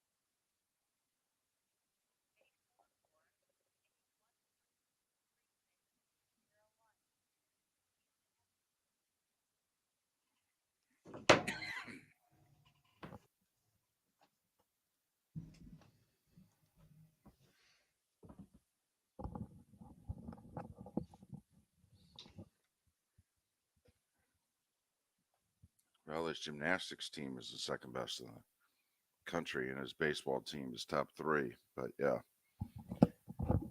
Ooh. Browns have restructured Deshaun Watson's contract to create almost $36 million in cap space. And Chris Beard just got the Old Miss job. Ooh.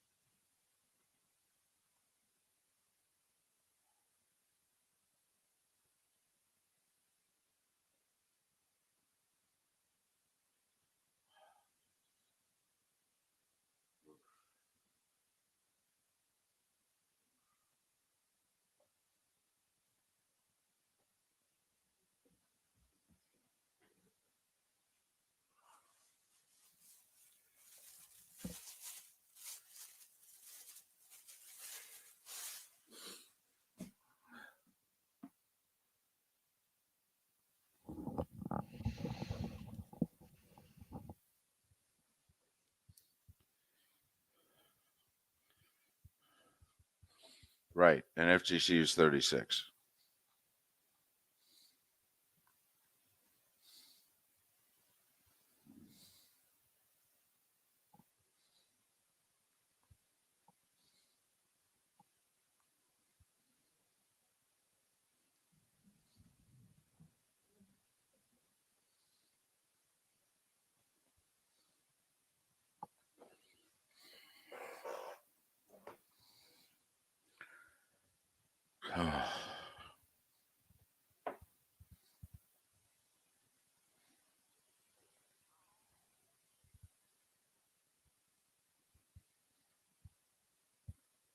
Shelby's on hold.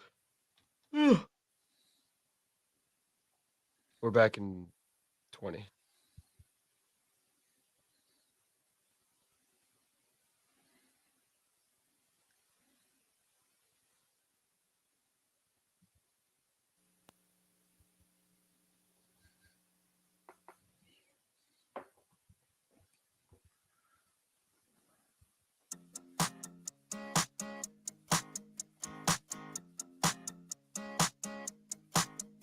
You're listening to Miller and Moulton, exclusively on the Florida Sports Network. 21 minutes past the hour. Good, bad, and ugly. What's on tap? Today was the day one, coming up in about 20 minutes' time. Shelby Mast has been kind enough to join us down the stretch for about 6 weeks of the college basketball season. The brackets are out, and so Mr. Bracketwag, bracketwag.com. I mean, do you get a good night's sleep now? Yes, last night was really nice. Bracketwag.com, collegeinsider.com, Shelby Mast, the bracketologist for them. So good to hear you finally got a good night's sleep. I guess the only surprise for you was Rutgers not getting in and Nevada getting in, right? It wasn't that big of a surprise, but I thought the committee would lean towards Rutgers. I'm glad I got that one wrong. It's good to see Nevada in. Well, and we're big fans, even though I'm a Jersey guy, we're big fans of a mid-major, a Mountain West, which was a pretty good league this year, getting an extra bid. Like the Big Ten needs a ninth team for being really pretty darn mediocre. So, all right, you seed everybody every day for weeks. So it's not just who gets in, it's what seeding they get that interests you. All right. Where do you think the committee really got it wrong and somebody now has got a really tough draw? I think Kansas, their one seed is kind of bad to say they got a tough draw, but they have to go out of their region. They had Houston in front of Kansas, and for the life of me, I can't figure that out because Kansas had such an impressive resume. Houston was good, but man, the amount of quad one wins by Kansas was so impressive. Now they have a potential second round game against Arkansas. That could be a tough one. And they got a few tougher teams down the stretch. I think that one was the one that really stood out to me. Anybody get seeded a lot higher than you expected them to from a standpoint? I mean, I know Kansas is a 1, but someone that maybe was seeded a little bit better than you thought they would be. Xavier was a 3, and they've got an injury issue. Fremantle is down and gone for the year, and since they've lost him, they only played okay. They did enough to keep their 4 seed. I didn't think they did nearly enough to move up. By the way, you were right on the money with FAU. You've been saying for 3 weeks that if they didn't lose down the stretch, you had them in. Now, they ended up winning all their games down the stretch, but, you had them as an 8, and they got a 9. What do you think of FAU, Memphis? I got FAU to the Elite 8. Whoa! That may be a stretch, but I think Purdue is beatable in the second round. And then it kind of opens it up. Shelby, we talked for a while when we were looking at your 12 line, and you ended up being pretty damn accurate on your 12 line, that there was going to be some 12-5 games that are going to be trouble. We think the Canes are in for a really tough first-round matchup with Drake. I do, too. I got Drake winning that one. Miami is one of those teams that I had pegged that it was going to go a couple of rounds at least. Man, when it showed up, Drake was playing them. I couldn't resist. I had to say Drake. Well, not only that, Oral Roberts is a 12. I know they're playing Duke, and Duke, you could argue, is the hottest team in the country. But, I mean, you could also argue Oral Roberts is the best 12 seed. Yeah, they went undefeated in their conference and, won the conference tournament. So they're kind of hotter than Duke. And then one of the other 5-12 games, VCU and St. Mary's, and I think everybody's going to look at St. Mary's and see that last game that they played. They're a better team than that. They're seeded about right, aren't they, Shelby? Yeah, I think that's dead on. They, that last game was an aberration. They were tough all year, and I think the popular pick will be VCU, but I'll be surprised if the VCU wins. St. Mary's is too good. The last 9 tournaments, 3 15 seeds have not only won games, they've gone to the Sweet 16 or beyond. The 15 seeds are Princeton, Colgate, UNC Asheville, and Vermont. I love Colgate. You had them as a 14, but they are playing Texas. Yep. I don't see any 15 advancing this year. Which one doesn't make the Final Four in your estimation, Shelby? Purdue and Kansas both, I think, are going to have a tough road. Can Marquette keep winning all these close games? I mean, it's one thing to win them in the Big East. They ain't going to play a Big East team probably the whole rest of the tournament. I mean, they're an overachieving team. A lot of times an overachieving team gets exposed in the tournament. It does. But they got to be playing against somebody that would be tough. I can see them having a tough second round against Michigan State, but I think Michigan State's beatable. And then the next game would be Kentucky or Kansas State. I don't know if either of those teams can go to the Elite Eight. I kind of like Marquette in that. If Iowa can beat Auburn, which is no small order, I love Iowa's chances against Houston because they can score, and sometimes Houston can run into trouble offensively. But the question for me is, can Iowa even get past Auburn? I think they can. Auburn they're a good team, but they didn't really impress me that much. I had them on the 10 line, closer to 11 than 9, and they were good, but nothing stood out. And Iowa, if they get hot, boy, they're going to be tough. Mark, I thought the committee did a good job in making sure that nobody has a decided home court advantage. But isn't Iowa, Auburn, and Birmingham? Yes. Yeah. I wonder if that is the only somewhat slanted audience. I know Iowa travels. Okay, it would be interesting how many Alabama fans show up and root against Auburn, but I just wonder if Auburn's going to have a half a home court for that first round against Iowa. Yeah, that's going to be tough, but they played enough on the road in the Big Ten. They should kind of be used to it. I don't think it'll be as loud as playing at Indiana or at Maryland, at Michigan State, any of those. Do you have a 13 or a 14 you'd like to win their first round game? I know Louisiana plays Tennessee. Tennessee without one of their top players, that's a spot for an upset. Do you see a 13 or a 14 winning, Shelby? I've got Louisiana winning, Kent State, Furman, and of the 14s, I like Kennesaw State. Oh, wow. Xavier's got the injury issue. I'm worried about Kennesaw may just be too damn happy to be there. First time ever, in the tournament. I'm just curious if they can get through the first 10 minutes or whether or not they're going to be too drunk and too happy. Hey, what do you do for the next 8 months? I'll sleep, that's for sure. And I don't know after that. I'd go fishing maybe. Shelby, thanks for your time and your insight throughout the season. We appreciate it.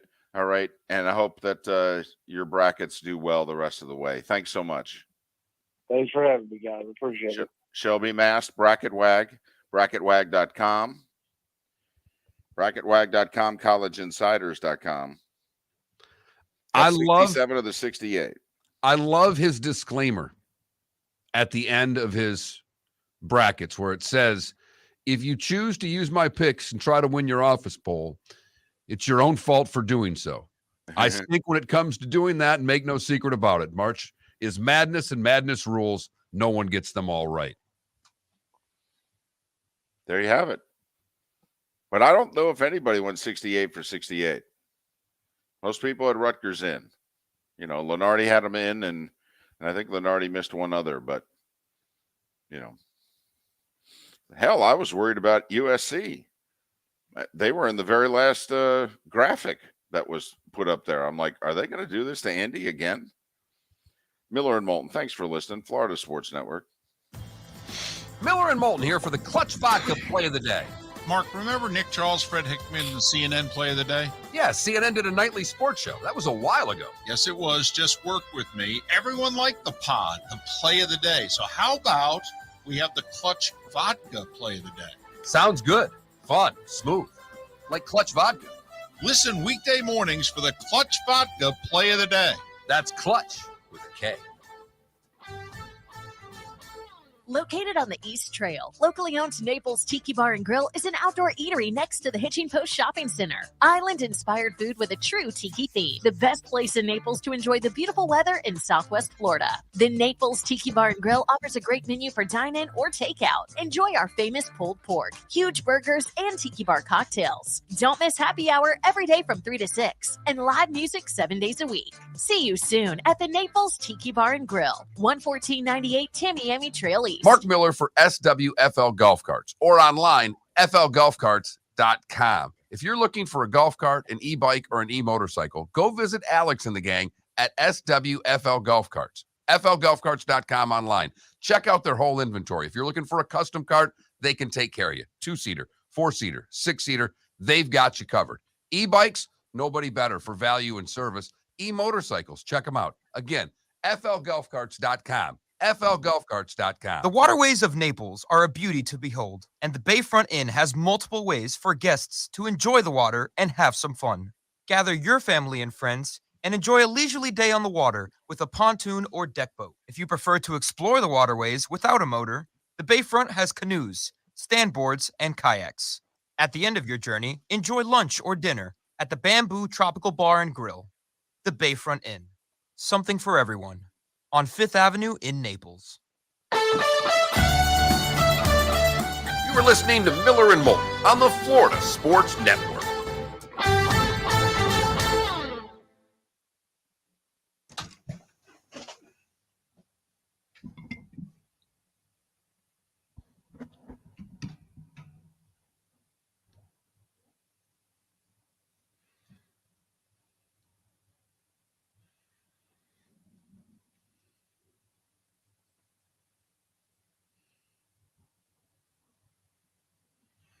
Yeah, I think you're right there, Adam. Shelby sounded a little fatigued this morning.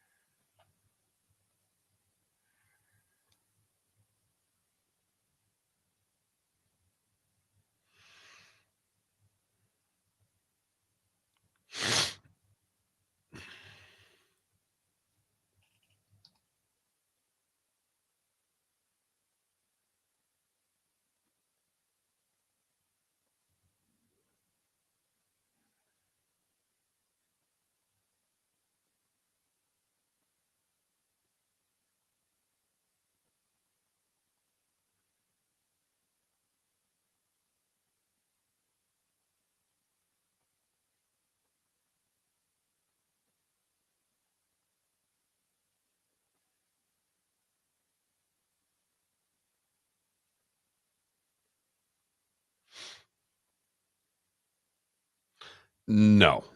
Logic, man. The state government's not going to do anything about scheduling of women's basketball games.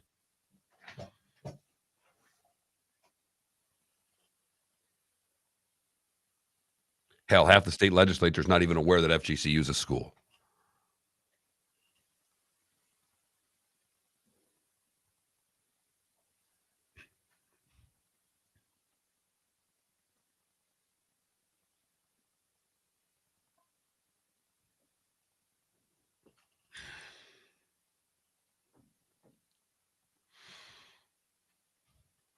Anybody have a go-to for appliance repair? I use Gulf Coast Appliance. They're okay, but they're expensive. I got a bad dishwasher.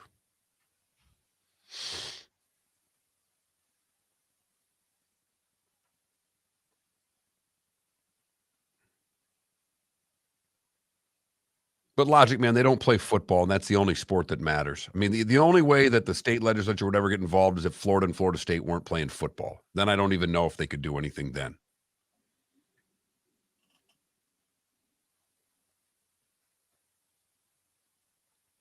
But I'm hungry, and I shouldn't be. I ate everything that was not nailed down yesterday.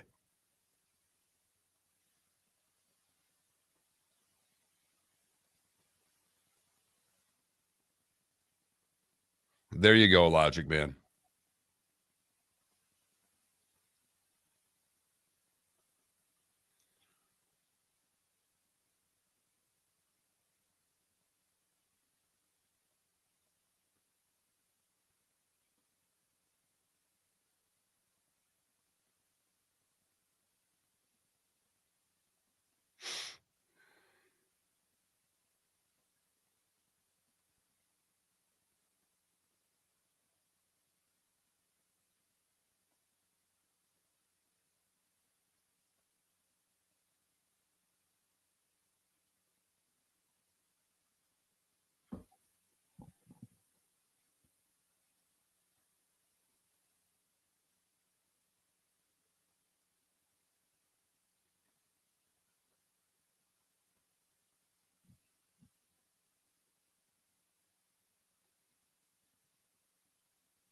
Went to one of my roommate's friend's house this weekend.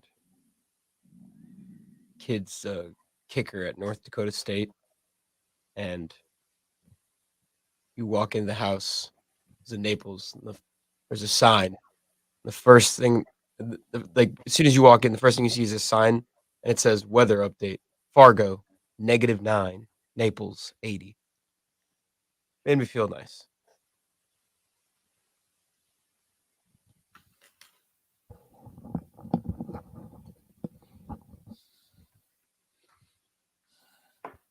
$15. Here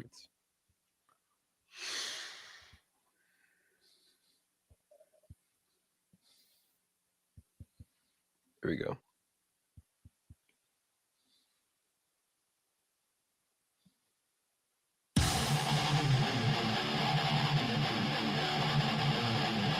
You're listening to Miller and Moulton, exclusively on the Florida Sports Network. Home stretch, 22 minutes before the top of the hour, 16 until we're out of here. David Sampson, Pat Kerwin, amongst those scheduled to join us on the show tomorrow. We may have more. We'll see. Legal tampering, Mark, after all, begins today. You know, I mean, as opposed to what's been going on for the last few weeks. The illegal tampering. Right. Now we were able to legally tamper. I mean, we are a mere 2 hours and 22 minutes away from legal tampering. Right. I mean, the only team that did not illegally tamper in the last few weeks was the Jets because they got permission from the Packers. Correct. And I think that's going to get done today. I think you're right. I mean, just so that the NFL can continue to have the top headline every single day. Although I will say, him and his buddy McAfee, his weekly appearances on Tuesdays. I mean, he's made a lot of news during his weekly appearance on McAfee show. Who knows? He may just let the world know on McAfee show. And that includes letting the Jets know. They might be shocked to find that out too. It is bizarro land. When you listen to the GM of the Packers talk as if it's, you know, well, yeah, he could still play for us if we don't work something out. Right. If we absolutely have to. But please, God, let's hope that's not the case. We're sick of him. He's sick of us. Think about that. We're so sick of him, we'd rather play Jordan Love. Right. Let me tell you. I mean, at least Aaron Rodgers played in a game. Favre got banged up. I believe they were playing the Cowboys. And Rodgers played like 2.5 quarters and was good. And the Packers just kind of looked around and said, well, you know what we've been seeing in practice. I guess he can do this on Sundays too. But, I mean, Jordan Love played the one game 2 years ago against Kansas City. In Kansas City, made one good throw down the sideline. I was there. He was a deer in the headlights. They held the Chiefs to 13 points and lost at Arrowhead. That takes some doing in the NFL. Time now for...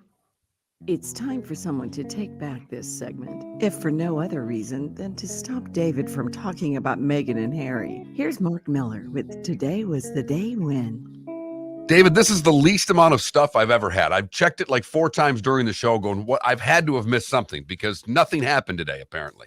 We start in 1918, the first NHL championship. They'd already been playing the Stanley Cup for a while. This is the first NHL one. The Toronto Arenas beat the Montreal Canadiens, outscoring them 10-7 in the 2-game set, bringing back David Moulton's aggregate scoring. Hey, soccer's very popular. People do not have a problem with it in soccer. So how close are we then to getting it in one of our big 4, big 5 North American sports? Not even. We sure? like outcomes. Yes. Okay. Today in 54, the Braves' Bobby Thompson breaks his ankle, is replaced by this guy named Hank Aaron. Oh, did okay. Seemed to do all right. Yeah. Today in 65, the Beatles' 8 Days a Week goes number 1. Also today in 65, Eric Clapton quits the Yardbirds due to the band moving away from traditional blues. He'd be replaced by Jeff Beck. They had kind of a run of guitar players in this band for a while. Yeah. I mean, usually losing an Eric Clapton, that would suck. Right. They'd get a Page later, Right. Seemed to do okay. We go all the way to 2022. It was today in 2020, rather, that the Masters announced the postponement of their tournament because of COVID. It was just 12 hours after the PGA Tour had canceled the players. Worst time ever. And it was today in 2022, after his long 40-day retirement, Tom Brady announces that he'll be back to play one more year with the Tampa Bay Buccaneers.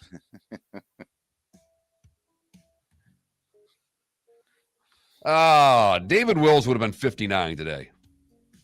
Just passed, the voice of the Tampa Bay Rays. Those celebrating birthdays today, Neil Sedaka is 84. William H. Macy is 73. Golfer Andy Bean is 70. Adam Clayton from U2 is 63. Trent Dilfer is 51. Johan Santana is 44. Tristan Thompson is 32. And Braden Point is 27.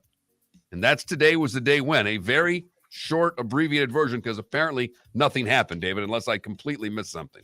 Well, Mark, on this day in 1781, Uranus was discovered. I don't know about you. I thought we all had our favorite planets. Okay, and it's easy to say, well, mine is Earth. So we got to take Earth out of the equation. Okay, and most people listening, Pluto was still a planet when we went to school. Okay, so of the other 8 remaining, what was your favorite planet? And obviously, with a funny sounding name, there were a few people who were like, I'm a big fan of Uranus. Just depends on whose you were a big fan of. Right. 242 years ago. Still have Uranus, still have Neptune. We've lost Pluto. I'd like to file an appeal. I'm with you. Pluto got a raw deal. Yes, absolutely. Breonna Taylor was killed 3 years ago today.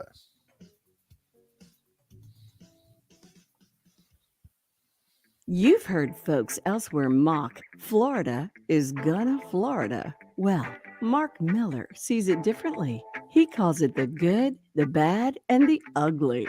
What you got, Mark? Gail Connor had her home destroyed on Fort Myers Beach after Hurricane Ian. But over the weekend, a piece of china was found that was a plate for her wedding and given back to her. Someone walking the beach found the plate. It was a wedding gift from her sister. She was the maid of honor back in 78. In 1990, she was killed by a drunk driver, so it did bring up fond memories of her sister in life. So great job, or getting that back to the rightful owner. For the bad, we go to Sarasota, where an unlicensed 16-year-old crashed into a restaurant in Sarasota County.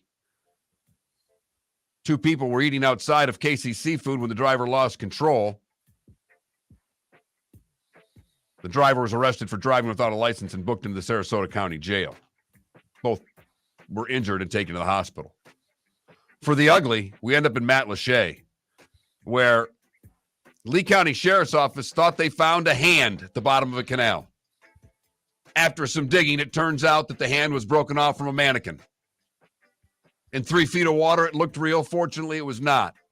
They dug it out and did not get the rest of the mannequin, but fortunately, it wasn't a person. It was a mannequin. And that's why it made our Good, Bad, and Ugly on today, March the 13th, 2023. Did you see, and has it gotten a lot of attention in Southwest Florida, the Washington Post investigative report over the weekend? Washington Post did an exhaustive story about Southwest Florida and trying to recover from Ian, and how the insurance companies are flat out lying and screwing everybody. There's a shocker. I know, but apparently people who were hired by the insurance companies, okay, to do the estimates. And so they did the research and they submitted their reports saying, well, you know, you got wind damage here and water damage here and this, that, and the other thing. And, you know, the house is ruined and this, that, and the other. And apparently, instead of like $244,000 worth of damage in some reports, yeah, 13 grand. And the insurance companies left the names of the people who did the reports still on them. So needless to say, if that's your house and you're trying to get money back from the insurance company, you think some honest, hardworking guy is absolutely screwing you. It's not the insurance company. It's Bob who signed his name to this form. And if you haven't seen it, this Washington Post expose, honestly, I know government people are hesitant to get involved, but we got 2 senators and a governor, and the governor's going to run for president. This report is disgusting. It is disturbing. It is flat out screwing people who have lost everything. This cannot be allowed to happen. I'm sorry. Don't care how much money they've given you, the whole deal. Don't care if they pick up and leave the state afterwards. But the people need to be made right. Washington Post, and you may have to pay for it. It's worth it. David, I had a follow-up that's not nearly as important as what you just talked about. But if you remember in The Good, the Bad, and the Ugly, Frank Hood was upset because his neighbors in Cape Coral had really bright lights that were shining into his home. Right. He has taken matters into his own hands. They still have not turned their lights off. He set up strobe lights on his side.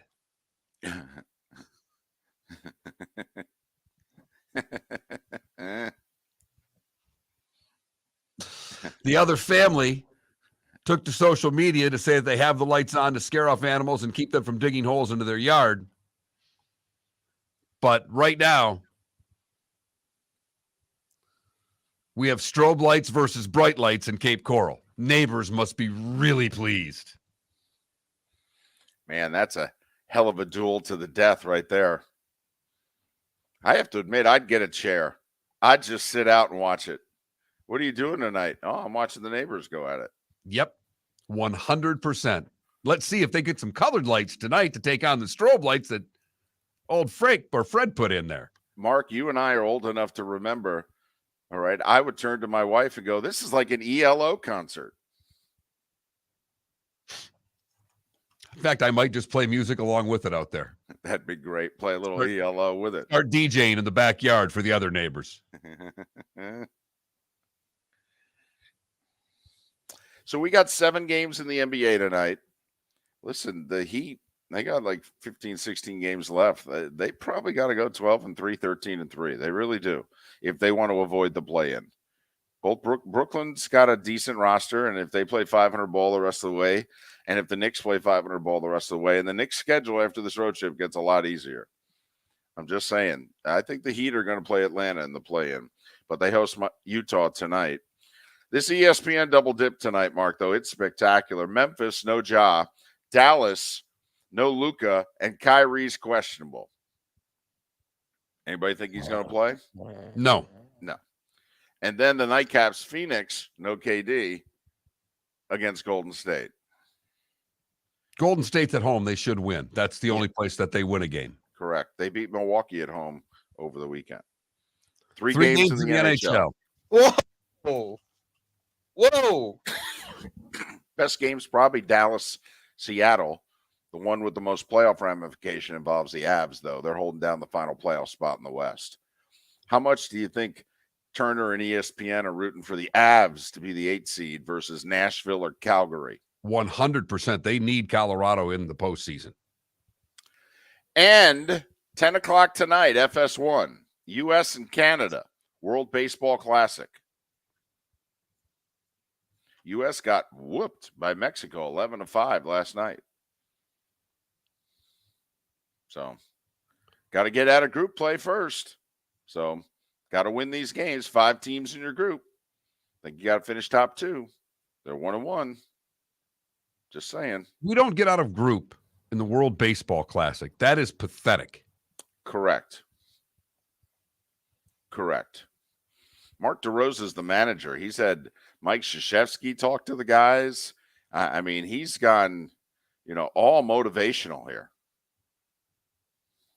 I'm like, dude, just line them up. Our pitching has been awful. Look at Felipe there. Our pitching. I mean, am I not American? No, you are. I'm sorry. If I can play this card in this, that's ridiculous. No, you could. I just didn't know anybody that played the card for the World Baseball Classic. I see it in the Olympics. No. Your patriotism is not being questioned here at all, Felipe. I'm just impressed with the fact that you went for the World Baseball Classic. That's all. I mean, they're talking about it on MLB Network Radio, and I don't even know if they're saying we. So I applaud you, Felipe. Well done. I mean, this is a show run by Americans. I don't know what to say. I mean, there's some sort of bias. Wow. He is taking this hard. He really is. It's one baseball game. Anybody can lose a baseball game. Get out of the group stage. That's all. Relax. They'll win tonight. Now they lose tonight. You can rant and rave all you want tomorrow. Miller and Moulton, thanks so much for listening. Pat Kerwin, David Sampson on the show tomorrow. We'll do it all over again, 6 a.m. right here on the Florida Sports Network. David Moulton for Napa Auto Parts, and Napa Filters. Insist on Napa filters for your vehicle